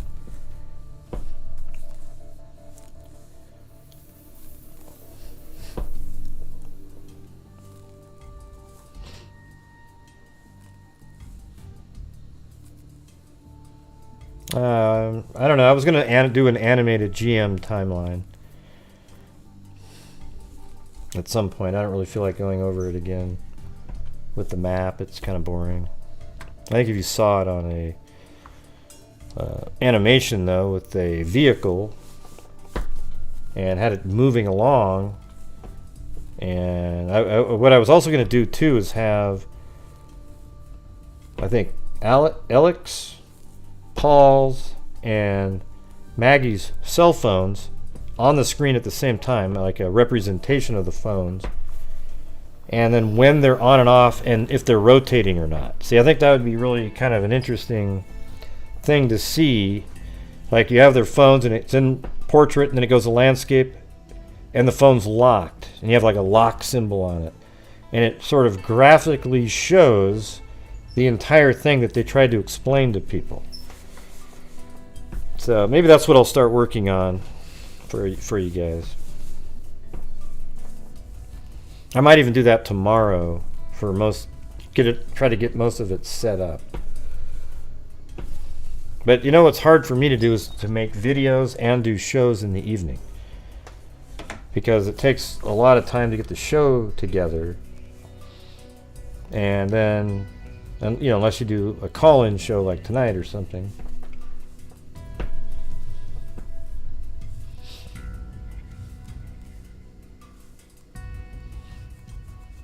Yeah? Yeah, I haven't made any videos on Murdaugh.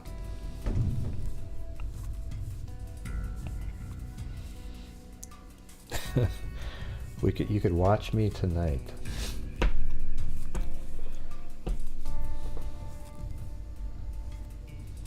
Okay, didn't I start working on that? Let me think. The other day, let me see if I already had.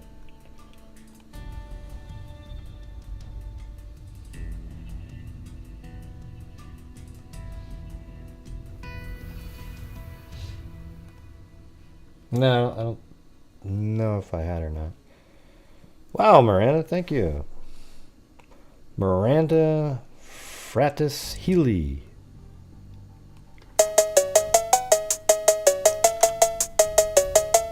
Boom, chugga-lug. Boppity boppity boppity boppity boppity boppity boppity. I'm just come live, yo. Give me what you got, come on, guarantee to make you stop that 1, 2, 3, 4 down the 1, I'm on your way and 4.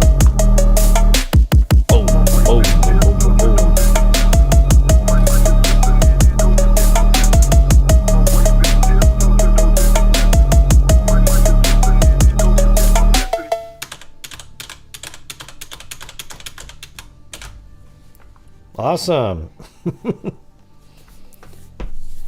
Yeah, there's been a lot of avocado tonight. Maybe that's the new euphemism for cat eye donations. What? No avocado tonight?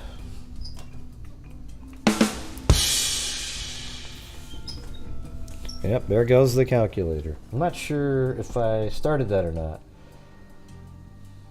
So that would have been on...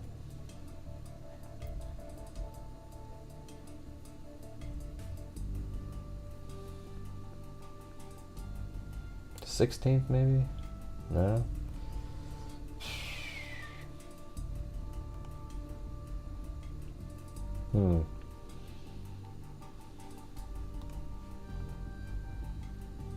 Was that the last day of trial that had the GM? Or the day before that?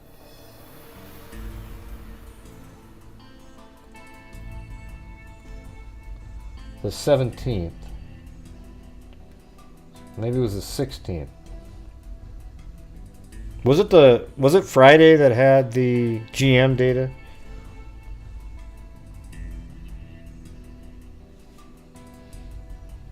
It might have been.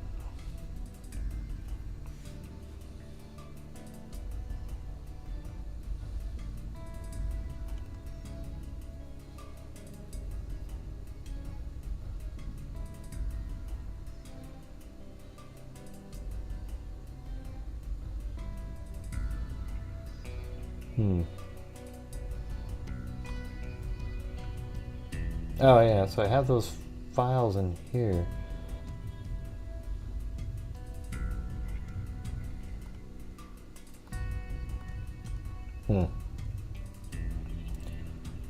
Would be cool is to have that presentation.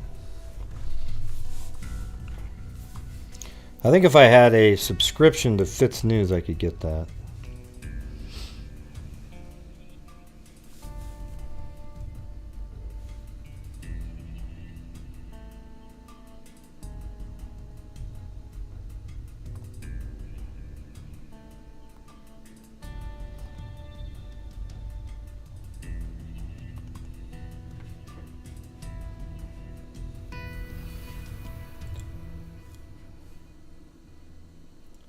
Yeah, so I think I did already get images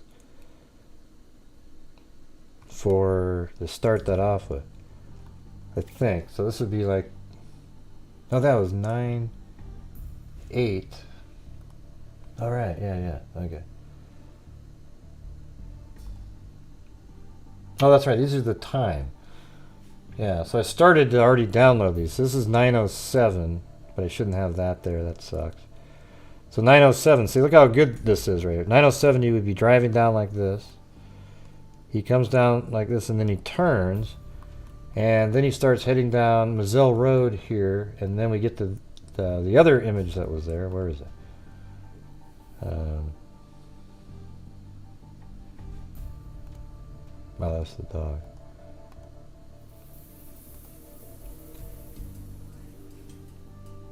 Yeah, 9:08. Is this one, and I think it was right there where the cell phone is on this side of the road. And so I'll have a car that keeps going like this, and then the next one will be wider shot, and so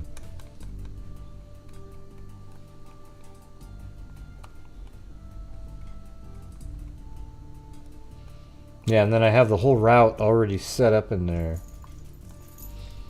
Thanks, Miranda Lee.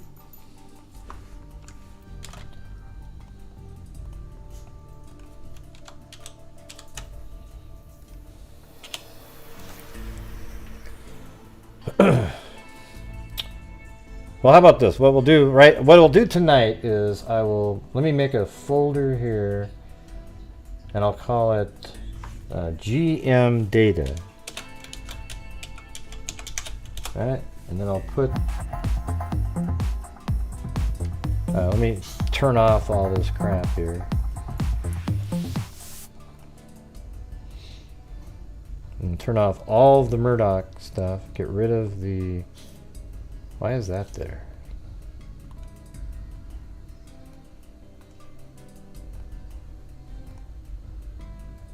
Oh, that's not the right. That's under the Nicola Bulley thing. I think that's nothing. So here's the property. So right here, we'll start over again. Now, why does it matter to everybody about the one cell phone? Why did he only take one cell phone and throw it? I don't know. Maybe he was looking at it and doing something with it and then just thought, oh, hell, I don't want this. Or he's just mucking up the crime scene. I mean, what do you think it's for? I mean, the thing is why do the people who think it's nefarious, they don't have an answer for what it's for either? I think it's bizarre. To me, it doesn't have any significance at all. It's just one of the elements. It's just a cell phone that he threw. So what? I mean, I think it's dumb that he threw it, too. I mean, why not just leave it at the crime scene? But he probably was trying to muck things up a little bit. Had it in his hand. I mean, hey Liz, don't you think 100% that Alec Murdoch is the killer? I mean, what out does he have? So you're going to say that between, what was it? 8:44 and 9:07, somebody snuck in there, got the guns out of his house, killed both of them, and then somehow invisibly passed him while he's still up there, and then he leaves at 9:07. I don't know. The whole cell phone issue means nothing to me. All right, here we go. Let me turn on. Should I leave the road numbers on? What do you guys think?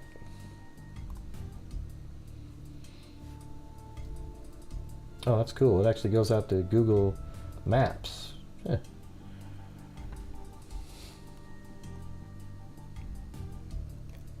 Yeah, I'm 100% guilty. I think he's 100% guilty. I mean, I don't have any questions or am not at all like, oh, what about, what about this and what about that? To me, it's absolutely crystal clear. Circumstantial evidence makes sense to me. Other people that watch too much crime on television need all these other little things. What was the name of the GPS app you said you had on your phone earlier? Oh, I think it's called GPS Waypoints. You said you had on your phone earlier. Yeah, GPS Waypoints. Let me show you what it looks like so you can tell when you're...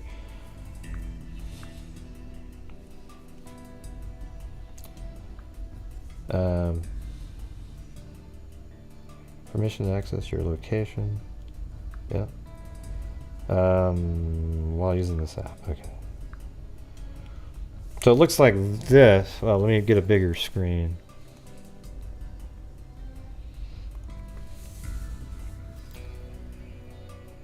That's what it looks like when you open it up. With that little red O, that's the start recording button. And then it tells you how many satellites you have.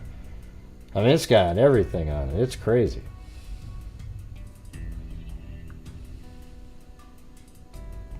Oh, several new features have been added. Set a trail's color on your trail list. The contents of any waypoint folder can now be viewed as easy to read list. Select Explorer list, blah, blah, blah, blah, blah. Anyways, I suggest getting it. It also has a compass on it. It's crazy. I mean, look at this. Look how cool this is right here. Look at it. I mean, it's absolutely nuts. And it tells you how high, like I'm 505 feet above sea level right now. Tells you how fast you're moving. And it tells you exactly your GPS coordinates of where you're at all times.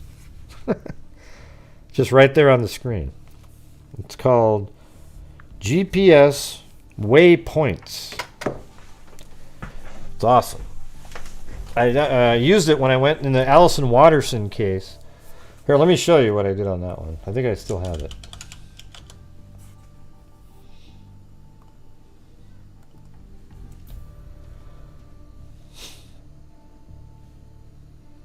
Yeah, look at that's what it looks like. You can't see it right now. Jesus, I hate when I do that. At least I caught it this time. All right. So you zoom in on here, and that little icon's on the screen in Google Earth because I uploaded it. See that little compass? So this is exactly what it was. I got out of the car, turned it on, and look how it recorded me walking up this path. And her body was found right there. And we just kind of walked around in this area and walked around over here. But she was found right in this spot right there. And it actually could be right here. This is a pin I had prior to it. So, and I might have walked around where she was, like right here. Isn't that wild?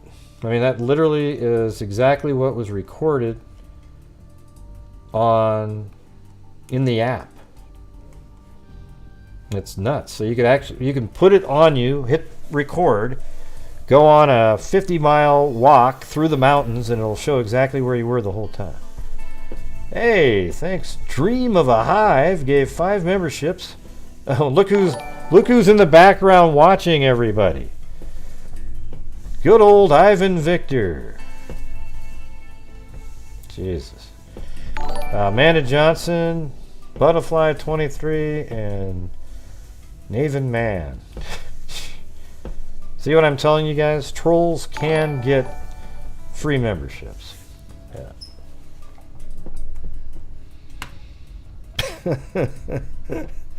Oh well. Yeah. Wow, look at that. Annabella Roma did it too. That's so kind of you. Thank you guys. Hope you guys stay members. Alright, so that, I just wanted to show you what that app can do. It's pretty sweet. And you combine that. Another thing that's interesting is when you fly a drone, it records exactly the same thing, except there's height information by using a specific, what is it called? I think it's up here on the top of this screen. I think it's DJI Flight Log Viewer. It's crazy. So this program right here, after you've flown with your drone, you can upload. See, where is that one? Yeah, right here. You select you go right here. It says button to select the upload of your DJI Go text flight log. It loads up, and then it plots it all out into I think a KML file that you can bring into Google Earth, and it shows you exactly where your drone flew. Tell me that isn't sweet.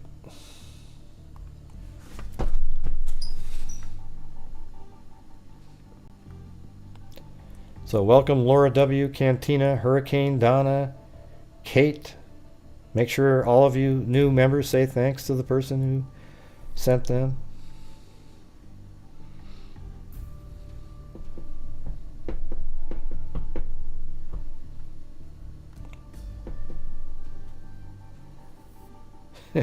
Yeah, he never sent me the spirits, but really what I was just totally turned off when he goes on to a really crappy YouTube channel and talks with his normal accent. And over here he has to do a goofy fake Russian accent. It's like, give me a break, dude. Do something else. Yeah. Ding ding ding ding ding. Alright, you have the dancing taco in your head.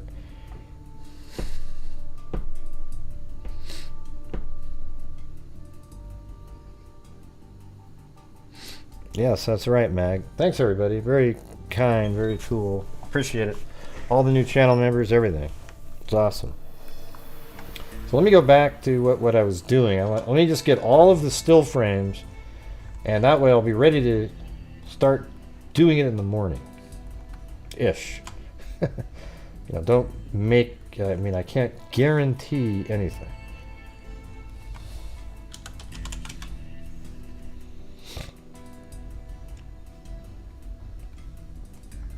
Okay, right here.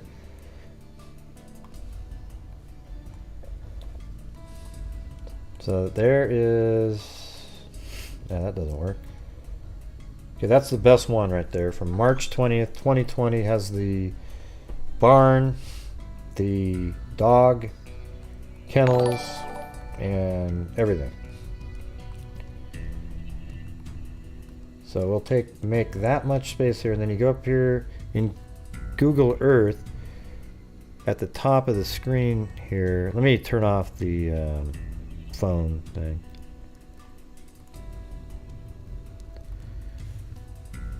Oh, there's somebody on hold. Hold on. 270, you're on. Sorry about that.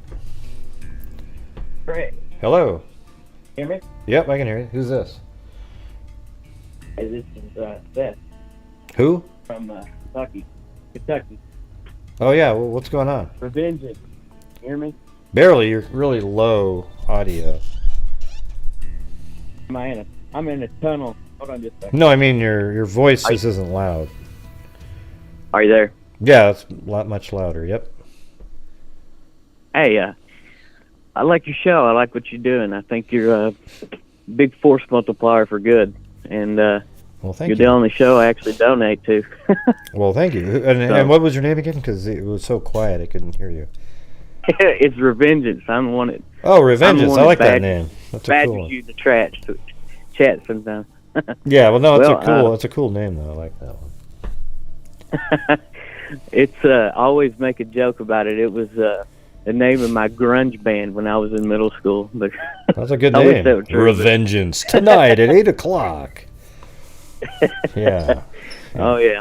Well, I wanted to get your opinion or pick your brain a little bit as a juror that's completely neutral to the case. I don't know that you can, honestly, with the internet today, I don't know that you can really be a juror and not know at least some of the details of a high-profile case, especially if it's in your area. But if you're sitting and looking at strictly at what the state has presented so far, how are you feeling?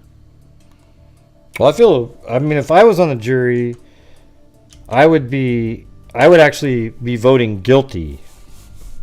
Because I think there's anywhere out. I mean, you always wish there was some other, like amazing info that he whispered to somebody that he did it or something. But we don't always have that.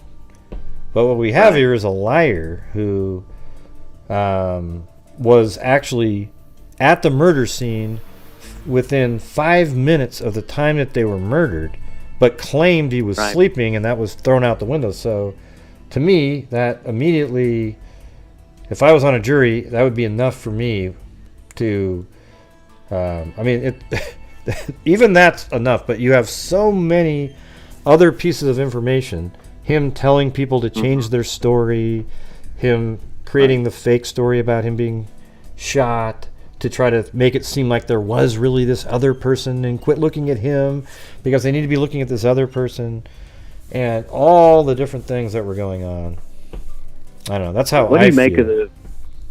What do you make of the quick confession after the attempted or false attempted suicide? What do you think his motive was for that? Oh, he wanted it because he needed to get it off of. I explained it the other day, so let me try it again. He wanted to quickly. Sorry, it's okay.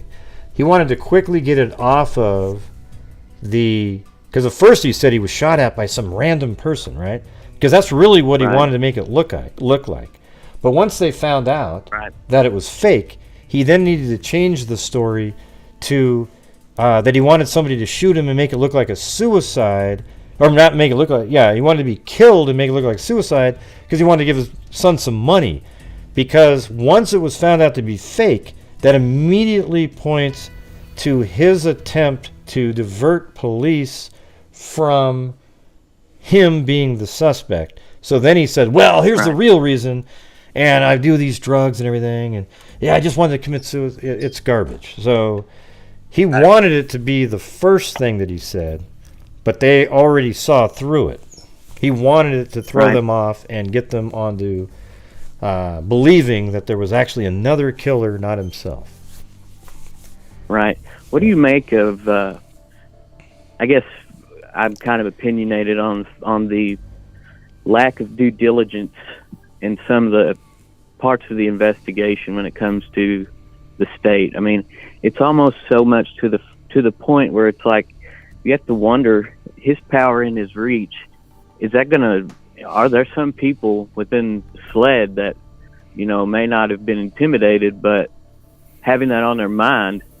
I mean, to me, with the lead detective, I think the state brought up some legitimate points about some of the stuff that he never asked, and some of that information. What really bothers me is the information that was presented to the grand jury was inconsistent with what was presented to in the trial itself. And you know, that's what really frustrates me, is the fact that, yeah, I think this guy's guilty, but there's a possibility that some malfeasance or lack of due diligence or flaws in the investigation could let this guy go. And the fact that, you know, if you were in that situation and you were actually innocent, I would be pretty scared to have people like that investigating me.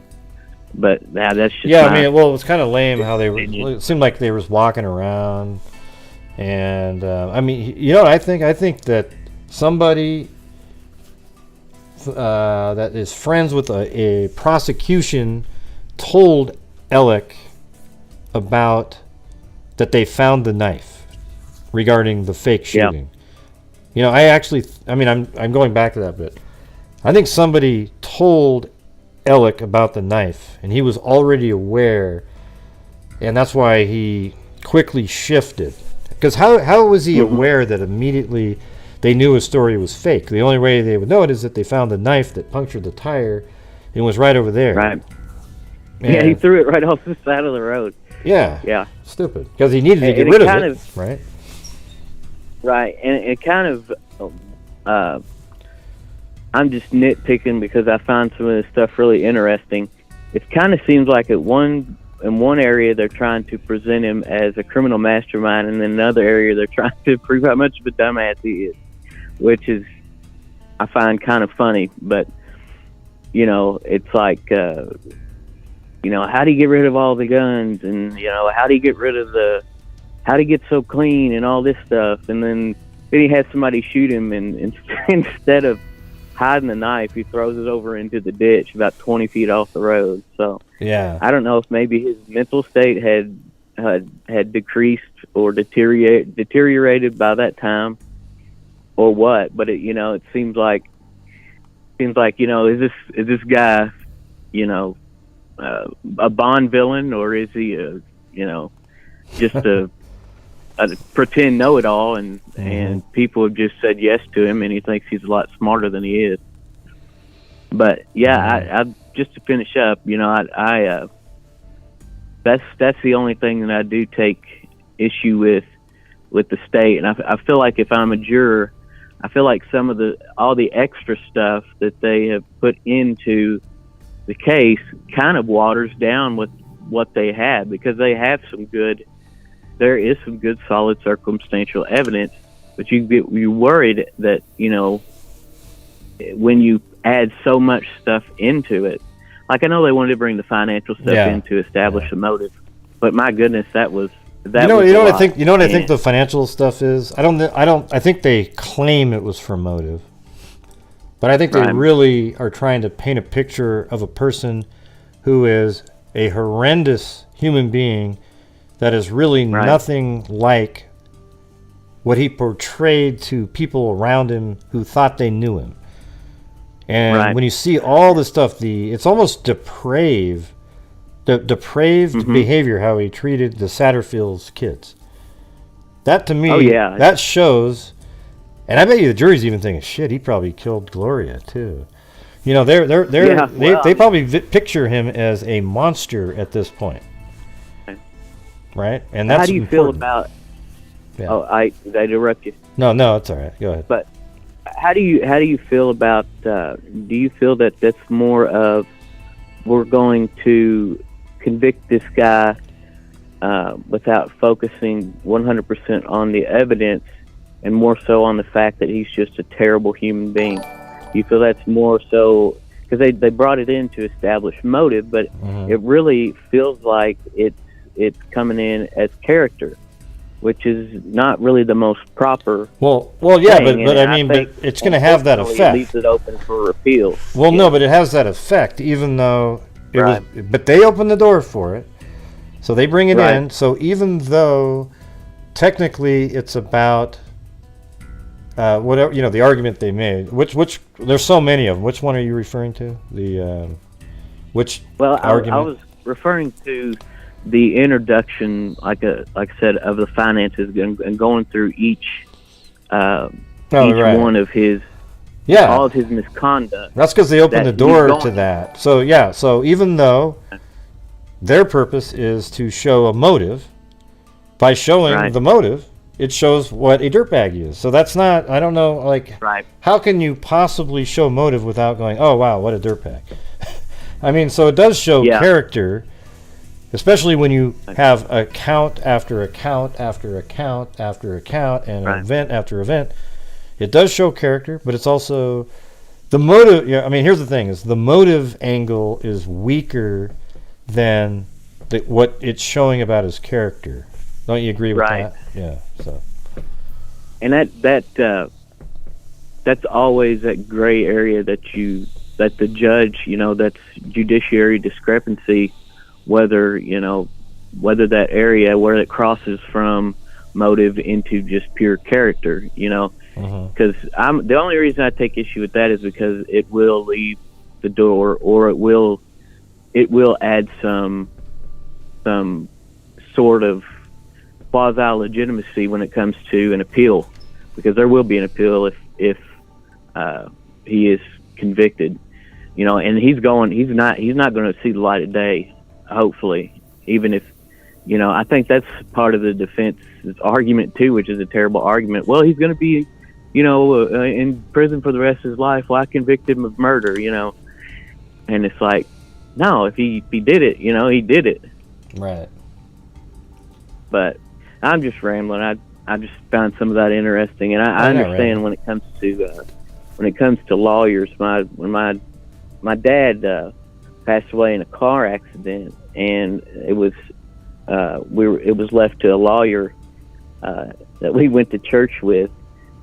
Just heads up, if you go to church and you got a lawyer there, you probably should find somebody else. But that's just one thing. But he sorry really about that. No, it happens. It's the way life is. You just pick yourself up and go on. What else you gonna do?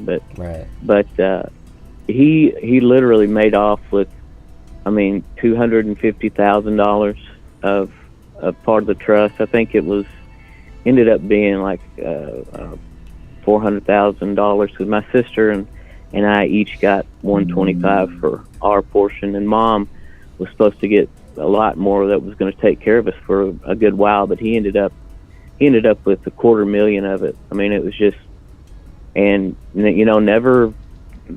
never saw the inside of a jail cell or anything. But that's small town. That's just small town politics, is the way it works. But I'm pretty familiar with all that. But but I'll let you go. Let somebody else get on here. I just found some of these things interesting. Well, I think it is interesting. I actually appreciate your conversation. It was more like, shooting the breeze about the crap that's going on in the case. Makes you think about stuff. I like that. Right.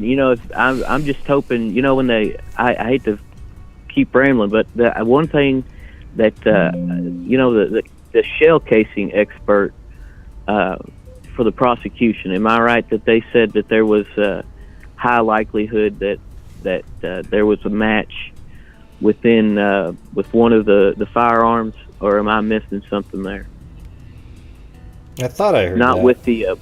Not with the bullets themselves, but the casing. I thought I heard that, but there's so much information in the case. I just, I just don't remember every single little piece of information. I picked that up, and I kind of was tossing it around, thinking about with the Delphi case. There's some similarities. With that probable cause, the if they had a bullet, just like with Murdoch, if they had a bullet that's almost an identical fingerprint match. That's as close as it gets if you have a bullet with a firearm. But the problem with the casing is the tolerances on these firearms that are manufactured today are almost just as close to perfect as you can get. So when it comes to the casing of the bullet, I'm not using the correct term, but the brass itself, when it comes to those kind of markings, it's much harder to nail down an identification when it comes to a firearm. So that's one, maybe in the years ahead, that by the time the trial comes for Delphi, I'm hoping they'll probably have more evidence than they already do. But just through the affidavit, when it comes to that shell casing, hopefully by then they'll be far enough along to be able to nail that down. Because like I said, with a bullet itself, it's just like a fingerprint, honestly, because the rifling of the barrel changes, or the grooves in the barrel, they change. They're all different as you shoot, and that's the best way to match it up. But like I said, with the brass, it's a little bit different story. So, but that's what I had. I think what they really found was that I think is interesting are the shell casings that they found on the ground from the bullets that shot Maggie, and the shotgun shells that they found that shot Paul. But apparently they found other spent shells and ammunition on the property that matched those two. So that means that they were, and it turns out that they're, see, what they could have done was, I think they might have done this actually, is they test fired all the weapons that are in the house, and none of those matched the shells from the crime scene, or the ones that matched that were shot on the property at the range and so forth, that matched the ones used in the crime. And there's two guns that are missing that shoot those two types of ammunition. So isn't that just like very strong circumstantial evidence that it was the two guns that are missing that shot Paul and Maggie? I mean, it really, so that's huge circumstantial information. Right. So some of the shells that were spent, the cartridges that were spent, they found some on the property that, like if you were target practicing. Yep, that's exactly what they did. Match the same shells that were used? Yeah, that's what they found. Okay. So that's pretty damning stuff. Like, you put all that together, you start, Right. I think there's one more thing that the defense is going to try to, the angle that the defense is going to try to pry into, is the fact that that they were shot. One was shot, I believe, with a steel load, duck loads, I believe. Wasn't the buckshot one? Yeah, one was a buckshot, and I believe the other was a steel shot. It was called Drylock Remington or Winchester Drylock. I haven't duck hunted in a long time, but the thing is, with the Drylock or steel shot, you're supposed to shoot it with a different shotgun choke, a choke that goes on the end of the barrel that maintains a pattern. So it's interesting that one was shot, the buckshot was lead, you can shoot with any regular choke, but there was also steel shot. Now, I could have misunderstood this, but I think they were making a point that there was steel shot used, and prosecution called it bird shot. But if you really want to get technical and boring about it, bird shot is not the same as duck loads, and when the prosecution or the detective said that all the shotguns were loaded with turkey loads and bird shot, and he did that to see what Murdaugh's reaction would be, right? And come to find out, that wasn't the case. And of course, detectives are allowed to do that. That's a tactic that they can use. The police, I respect the police, but they can lie to you. And, it may be a tactic, but, the defense, you got to understand, the defense is definitely going to use it if that, it can come back to bite you in the ass, because I can't remember which witness it was, but he just got creamed by the defense the other day. I mean, that guy, by the time it was over, he admitted he lied and stuff. The lead detective, right. He was terrible. For, being the lead detective, he was absolutely awful. Thank God, though, the next day it was the bombshell GM information. Just blew that crap out of the water. It didn't even matter. Now you start believing, as soon as that GM information came out, it clarified the way people are allowed to think on the jury about all the rest of the information, because it proved that I think it kind of puts Elk was a everything liar. in context. Yeah, and especially the information from the housekeeper, or not the housekeeper, that was the other, the health worker at Ellick's mom's house. Okay, I mean, that person was told to say the time. The exact time, like, I was there for 30 to 40 minutes, 30 to 40 minutes, tell them that, and I'll get you a job and everything. He bribed her. The wedding. Yeah, it was ridiculous. He bribed her and said, hey, you got to say this, though. Hey, say these things, and guess what? You'll get all these jobs and everything. It'll be great. Right, and he was smart, and what I think is damning is the fact that he was smart enough to not come and say that directly, but he was smart enough, or somewhat smart enough, to say, hey, how long I was there, and I was there 30, 45 minutes. Oh yeah, no.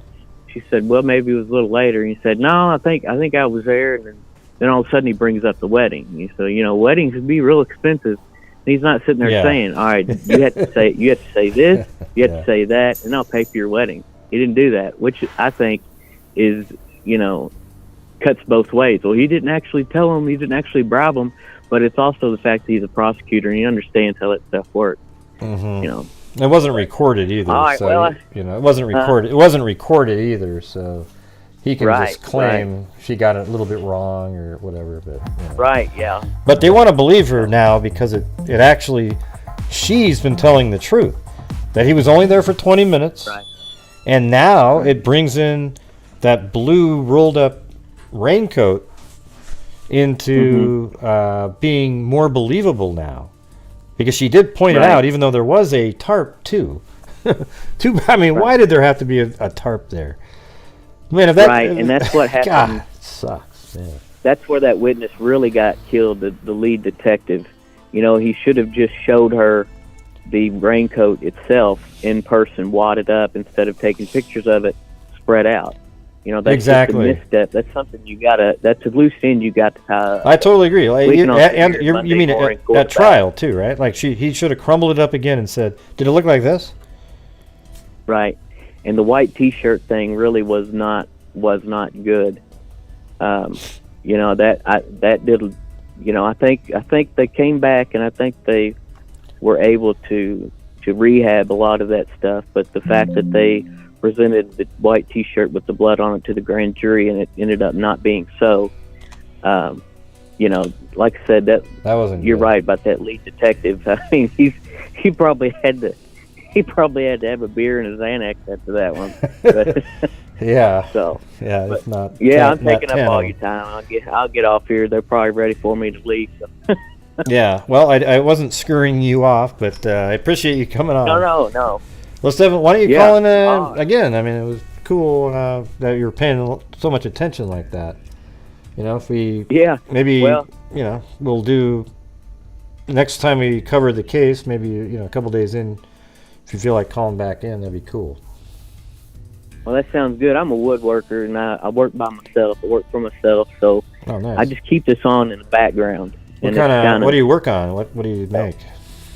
Well, actually, I was gonna bring it up to you. I make right now. I'm making a lot of pens, like ink pens, and I showed them kind of late for your notebooks. But if you ever decided to do some of those notebooks again, I might be able to make you a few pens if anybody, would want to pay a little extra, and that would go to whatever charity that you're working on. But right now I make ink pens they're turned out with real pretty wood. Right now I'm making a lot of walnut. Well, what do those pens? What do those pens cost? What do they cost about? Well, I mean, they to be honest, they come in kind of categories. Like if I'm using everything is from. I'm here in Kentucky, and everything here is Kentucky hardwood. But if I'm using some real straight grain, regular standard wood, cherry, walnut, anything like that, they're usually about $20. And I with the real figured wood, like the real pretty walnut with the swirls and everything in it, and I make some out of what's called tiger maple. It's got a lot of chatoyance. It almost looks like tiger stripes. But stuff like that, higher end stuff like that, about $30. And honestly, if you look on Etsy, I mean, if you ever get the chance, if you look at some of this stuff, it's insane how much they get out of stuff that, as if you know what the amount of work that goes into it, it's just insane that somebody can charge so much for something so simple. But I charge a little bit less. I don't charge as much because I just maybe we can figure out a way to do something where I don't know how that would work, like if right, but I mean it'd be it'd be cool if you made money on them. I mean, just like the Mike D experience. If I don't know if anybody bought those, but that cool wallet that he made. And, the leather work. Yeah, it was sweet. Yeah, that was neat. That was awesome. neat. Could you put freak on the wood, or is it just I could probably. I don't. I have terrible handwriting, but I know my mom. She's got pretty good handwriting. I'm gonna teach her how to use a wood burner here before too long. Yeah, I could probably do something like that.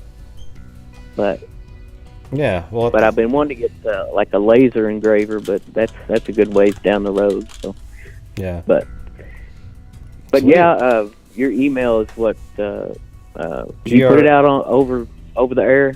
Yeah, it's GRAYHU. It's in my description of each video, and plus it's in the chat. Like, just type in email or like she just Zozo. You can just type in email and it shows up.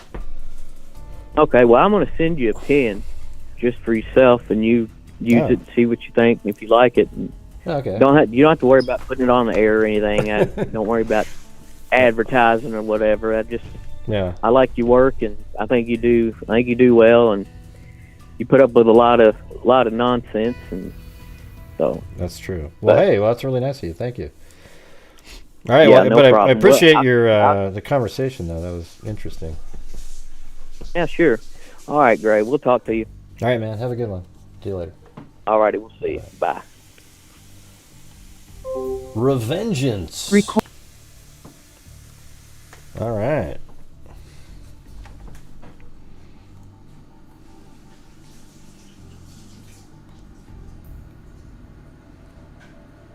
Yeah, so I think, these will be the images that I'm using. So this one will be as it's pulling in. Make that number 5. The rest of the drive is kind of mundane. And then I think I can use the same ones on the way back. So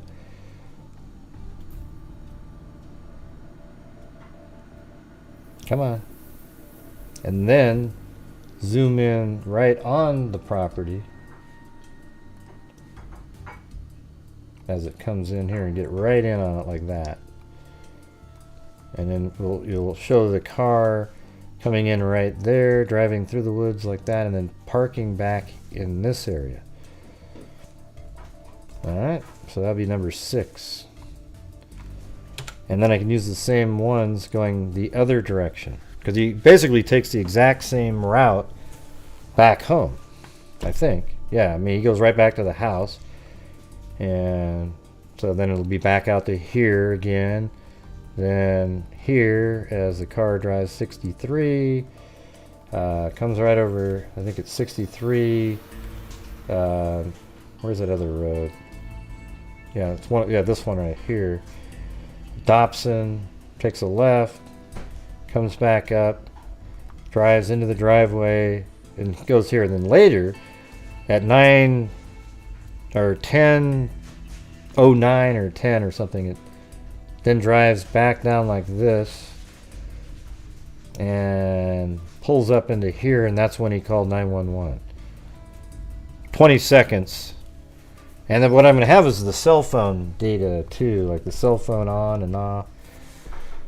I'll have 3 cell phones on the screen. And I might even be able to, I should probably try to start at like 8:44. I think that'd be great. Started at 8:44. There's a video that plays. Then, not too long after that, his vehicle leaves here at 9:07. But that means he was there at 8:44. So somehow, somebody killed him between the time of 8:44 and 9:07, and he tried calling Maggie multiple times at the house or at the kennels, twice, and she never answered. But instead of checking on the way out, he drives this way. And then even on the way in, he goes up to the house first. When he hadn't heard from his wife in an hour or so, he'd be nervous, wouldn't he? Wouldn't he be worried? So at that point, you would drive in through the kennel to check first, but he didn't do that either. So there's a lot of crazy stuff going on there. Yeah. All right, you guys. I think that's going to do it for me tonight. Sunday night. Make it a little shorter. I appreciate all the support, all the new channel members. A lot of them were given away, but quite a few new ones anyways. So that's pretty sweet. And we'll definitely keep updated on Nicola Bulley. Whenever there's information that comes out, I'm sure tomorrow they'll confirm it was her. Then it'll take a while for the autopsy. But if there's a press conference or whatever, I'll play that for you guys. All right. But anyways, welcome all new members. I'm not everybody's cup of tea out there. I don't act like everybody. I'm not willing to sell my soul so that everybody likes me. Let's put it that way. Okay, I am who I am. I don't accept a lot of garbage and just wild speculation and nonsensical conversations on here. Every idea isn't a good idea. Every question isn't a good question. I don't believe in those types of things. And so, if you're one of those people that's very thin-skinned and, like one argument destroys your whole day and you hate my guts, then it probably won't be the place for you. But if you're somebody who just, most nights are great and everything, but some nights might not be the best, because I do shows every single night, and it's just the way it is. Okay? It's like, I always say, it's like Thanksgiving dinner. People are arguing at the table. But when it's all said and done, they all sit down and watch the football game together, and they all get along. What I try to do here is figure out what happened in cases using logic and reason, or what's most likely, and it seems to work pretty well. Okay? And sometimes I'm not 100% right, but I think we're more right than most people who actually put their actual belief out there and they say it, and this is what I think happened. I think we're right more often than most people who do that, who have many alternate things going, much like psychics. And the Nicola Bulley case, it seemed like it was most likely going to be an accident, but you might start entertaining something else once it was taking so long. Yeah. But I appreciate everybody. You guys are absolutely amazing. Keeping us going here. This year is going to be a really great year for our DNA fund. I just feel it. I really hope, me and Plato were really pushing behind the scenes to do the Addison County one, and it seemed absolutely dead. We were at a point where we had to exhume the body again, and they weren't going to do it. So at that point, you're done. It's over. Which I think is sad that somebody wouldn't be willing to give somebody their name back, even if I would pay for the exhumation in that case.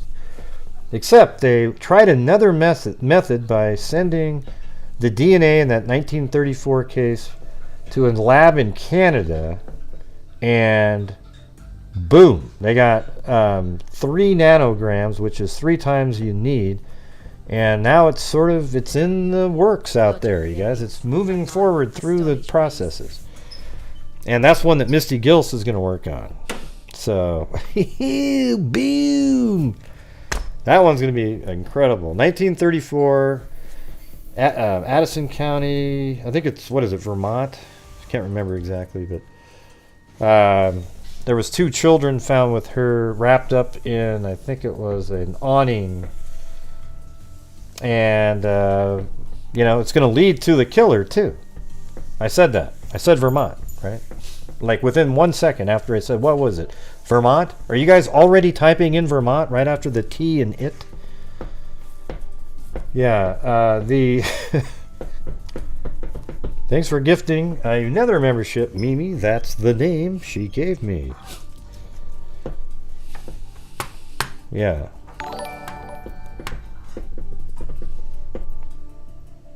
Yeah, so that should lead to the killer, because whoever is the parent, the father of those kids, where did he go? See, what's going to be interesting is once you determine who she is, there'll be a name, and then you'll look up to see who her husband was. And then what did the husband do? Did he get remarried again somewhere? Did he keep moving? That's going to be incredibly interesting. So we'll see how that goes.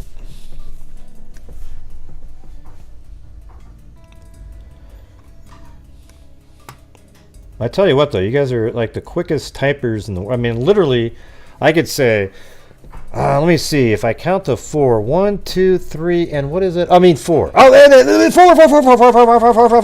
4. Yeah, 1, 2, 3, and 4. Yeah, I mean, that's what it does. It's like, are you kidding me? How did you guys get the 4 in there before I got it? I mean, it was literally...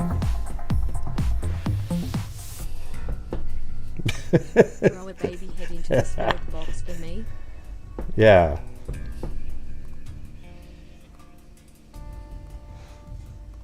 I don't want to get spammed from my own... I don't know what YouTube will do if I spam myself.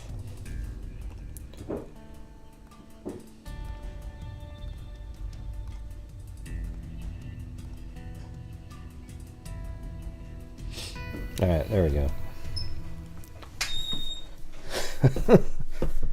Yeah. All right. So thank you to Ashy Snow, the Mike D Experience, I'm Mike D and I get respect. Benji, Thank you for all you do. CG, K Me, Donna, Jason Freer, Simple Life Days, Natalie Bell, Kyle Havelka, new member. Havelka, yep. Sack and Fox Nanny, Doohickey, Nicole, Cadillac, Gifted 5, Sonia, Caligal 3, Scoutin' Dude, Quietly Frozen. Well, you know what I think I'm missing is Scoutin' Dude right at the get-go. Yeah, it doesn't show up on here for some reason. But anyway, Scoutin' Dude was at the very beginning of the show. And I think there was another person, right? I don't think my memory's that crappy. I gotta go check. Thank you, TTJO Tracy.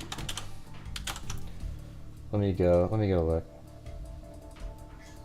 Oh, Lillard had 26 tonight. Nice.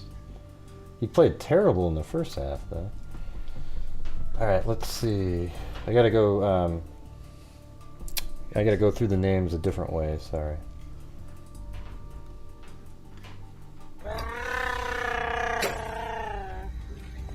Okay, Chewbacca? yeah. So it was Scouting Dude. And then it was Ashy Snow. Then the Mike D Experience, Benji, K-Me, Donna, Jason Freer, Simple Life Days, Natalie Bell, Sack and Fox Nanny, Doohickey, Nicole, Sonia, Caligal 3, Scouting Dude, Quietly Frozen, the coolest name in YouTube history. Jane from the Country, Cadillac, Doohickey. Cadillac was a cat eye, so was Scouting Dude, Quietly Frozen, and Doohickey, and Cadillac. And then we have Doohickey, Betty Smith, Mag, Cadillac, Marie Crossley, Tosh with a cat eye, Dream of Hive, Robin Berardo, Doohickey, Candlely Woodward Stone, then Tosh again with a cat eye. Wow, thank you so much. And then it was Rail Laney Jones, Kim Christian, Rhea Mazzarone, Subi Juan Kanubi, Cadillac, and Miranda Fratis Healy with a cat eye, Miranda Lee, Daryl Montgomery, Doohickey, Kathy Shiflett, Holly Reagan, Cadillac, Doohickey, Jim Lon, Taco Queen, and TTJO Tracy. All right. And then on PayPal we had Tosh and also Miss Angels. So thank you guys. And by the way, if you want to purchase a notebook, yeah, that's the one, Nomad Beads. I guess it's $7.99 now. I think it's worth it. That's a really cool program. But yeah, if you want to buy one of the notebooks, it's $25. You get the... So it looks like this. Let me show you. This is my... So the notebooks, they're thick as hell. Watch. Watch what it does to my head. I mean, you know that a notebook is thick when it does that.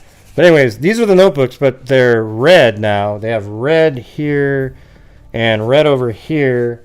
And then you also get the Freak stress ball and 2 Freak pins that look like this. One of them's red and the other one's black. All right? Now tell me that isn't a good deal. All right? Yeah, it is thicker than the first one, and it's also got 80 pages instead. Let me try it again. Let me see what this does.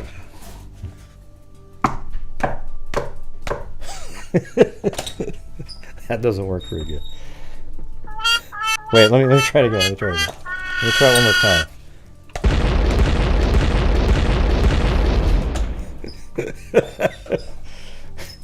I don't know if that one works either. That's not good.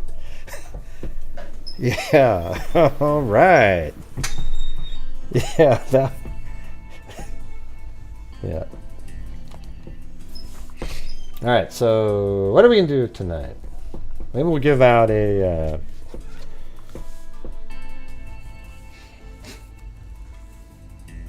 Maybe I'll give out the Freak Heart. Man, my Freak Heart mug with a sketch. How about that one? It's got the same face, I think, that's on here, but then on the other side it's a Freak Heart. This one on a mug. All right, what do you think about that one tonight? What do you got? Well, let me do the. I'll do a poll. Okay. The Freak.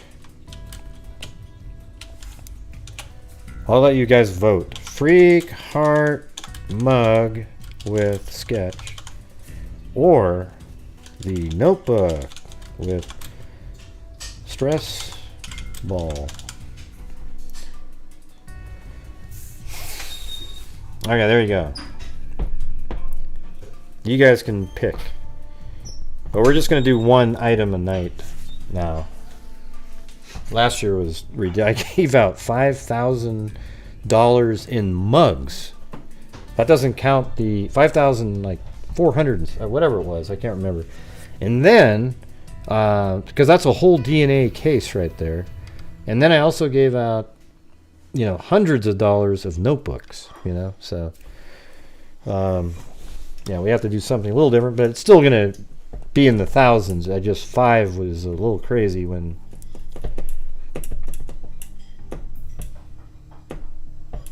Oh, like people want the notebook with the stress ball.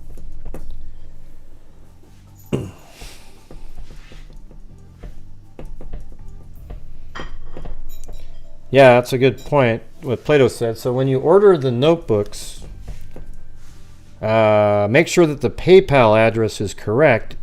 But if not, just put your regular address regardless and tell me you want the notebook. Because there's people that send me PayPal and they don't want a notebook. They're not asking for a notebook. And that reminds me, Tosh, if you're still out there, do you want a notebook?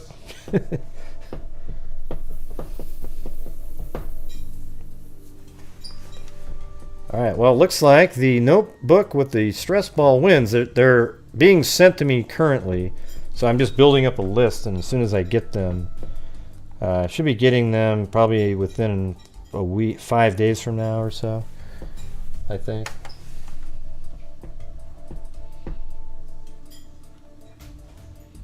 Oh, look at that. Andrea just sent it in, and so you got the notebook. Is that the correct address on there, Andrea? Now you can send me an email to tell me.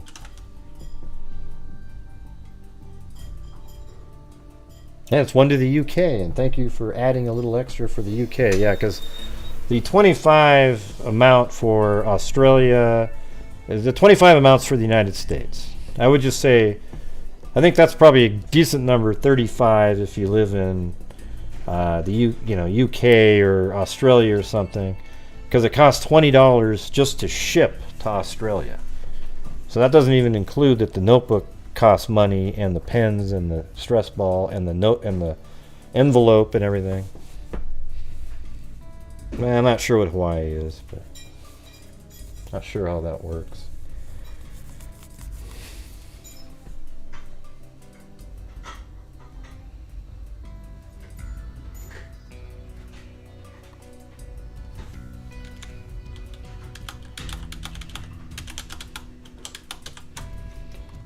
Okay, here we go. Invest in Australia Post. What is that? I sent something, a notebook to Zozo a long time ago, and I mean, that thing has been on a saga.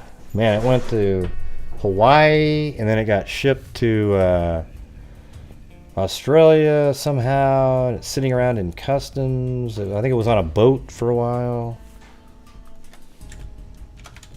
And then Sarita got one and got it right away. It was weird.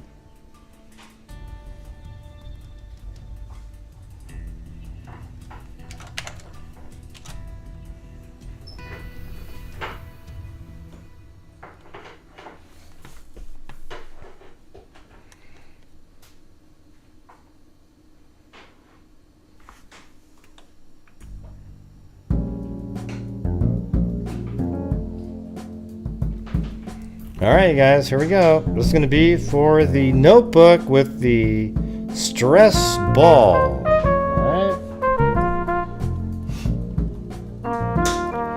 Here we go. You ready? Yeah, the ones in the US that get there within 2 days.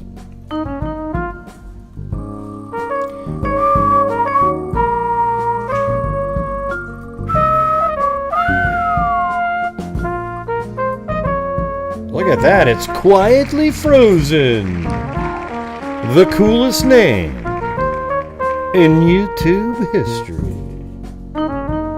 You still out there, Quietly Frozen? If you are quietly frozen.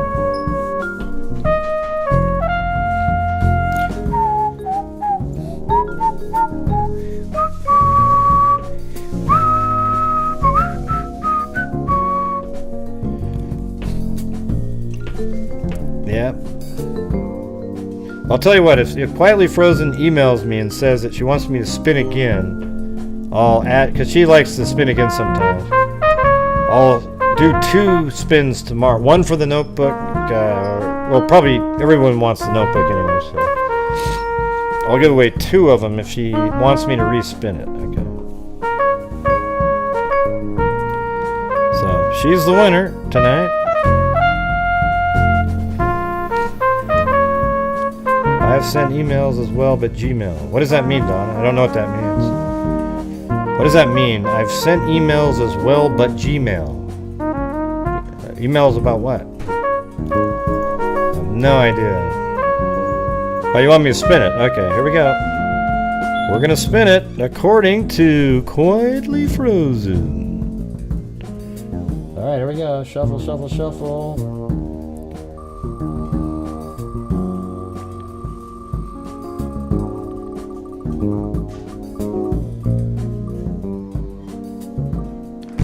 TTJO Tracy.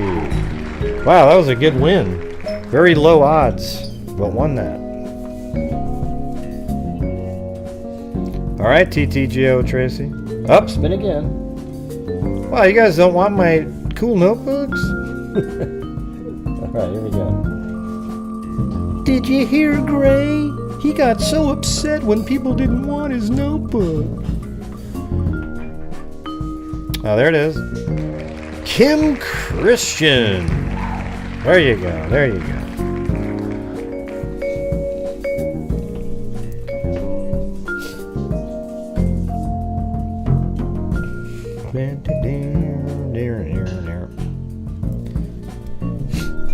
Yes. All right, everybody. Thank you very much for being here tonight. We'll see you guys. Yeah, maybe I'll do the. Let's see if we do that. Let me try something really quick though. Google Earth. Where are the? Here, I'll go to Portland, Oregon, and do a flyby through there. It's cool. It's got the whole. Everything's 3D is what I meant to say.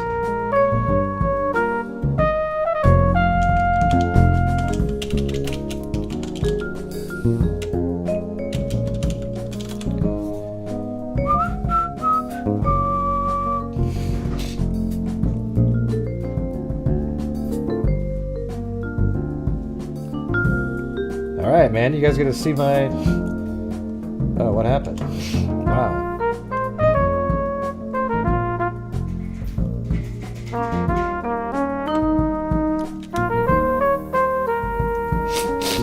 About flew like 1,000 miles away. Alright.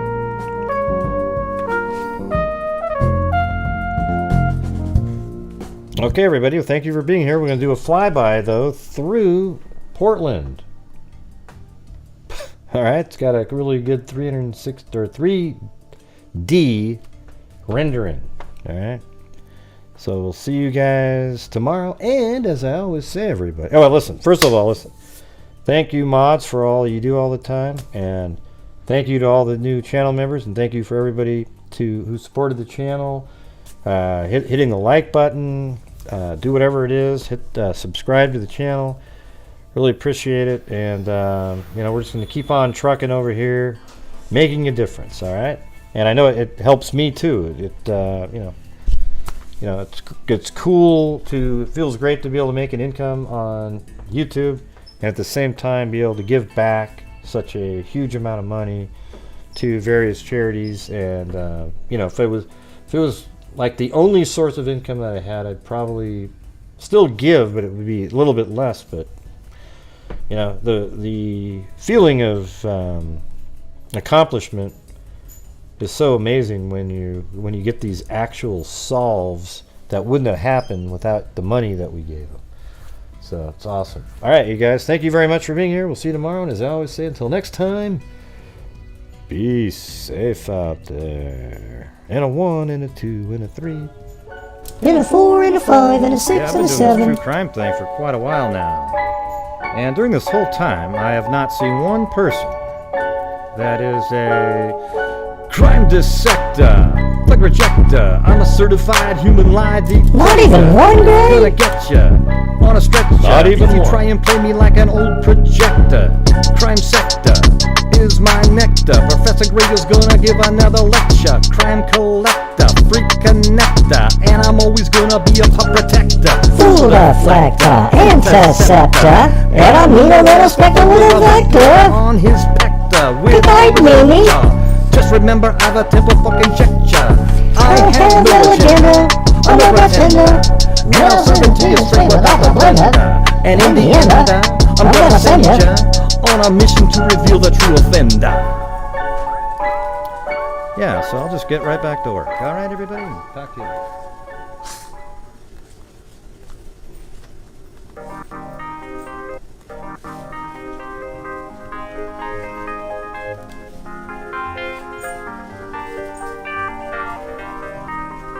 Boo, look at that, Gray! It's Portland! Yay! Look at all the useless solar panels!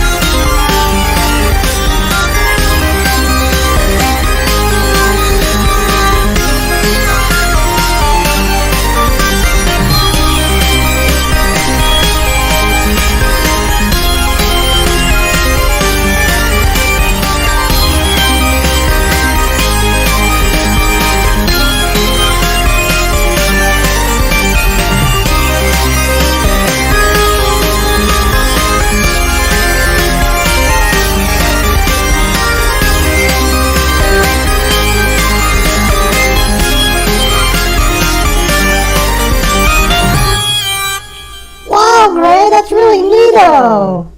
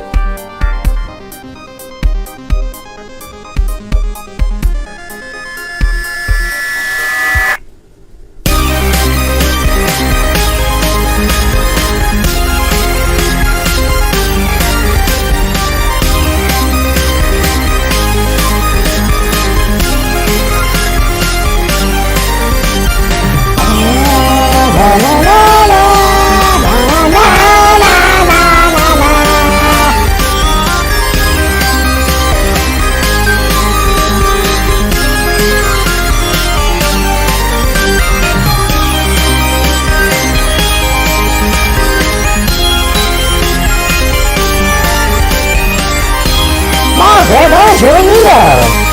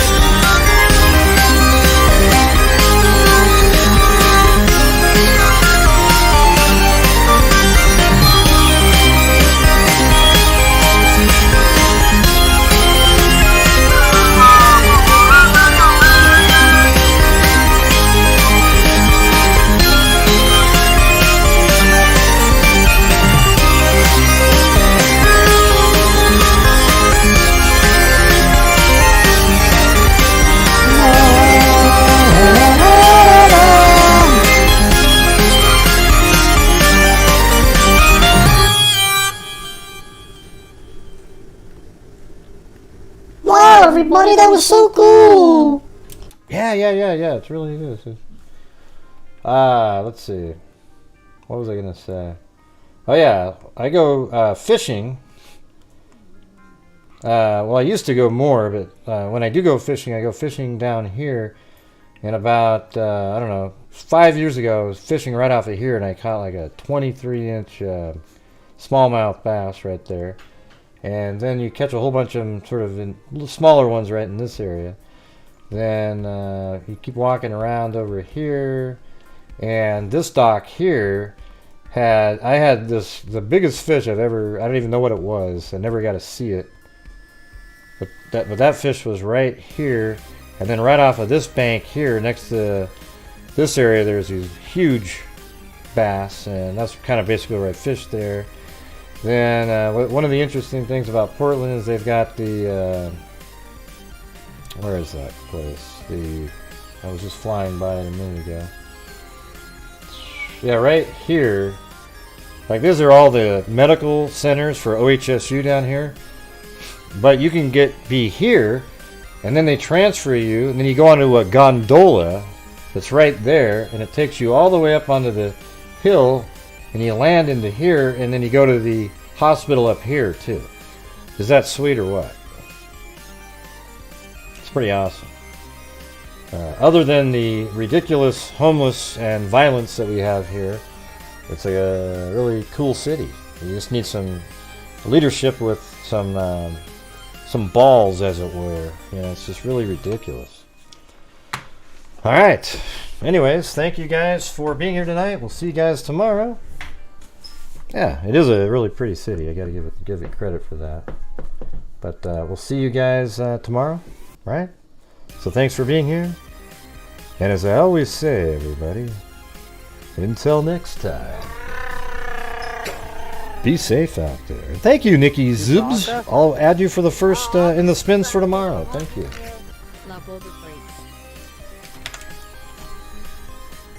I got you in there. All right? You're secure in tomorrow. And again, be safe out there.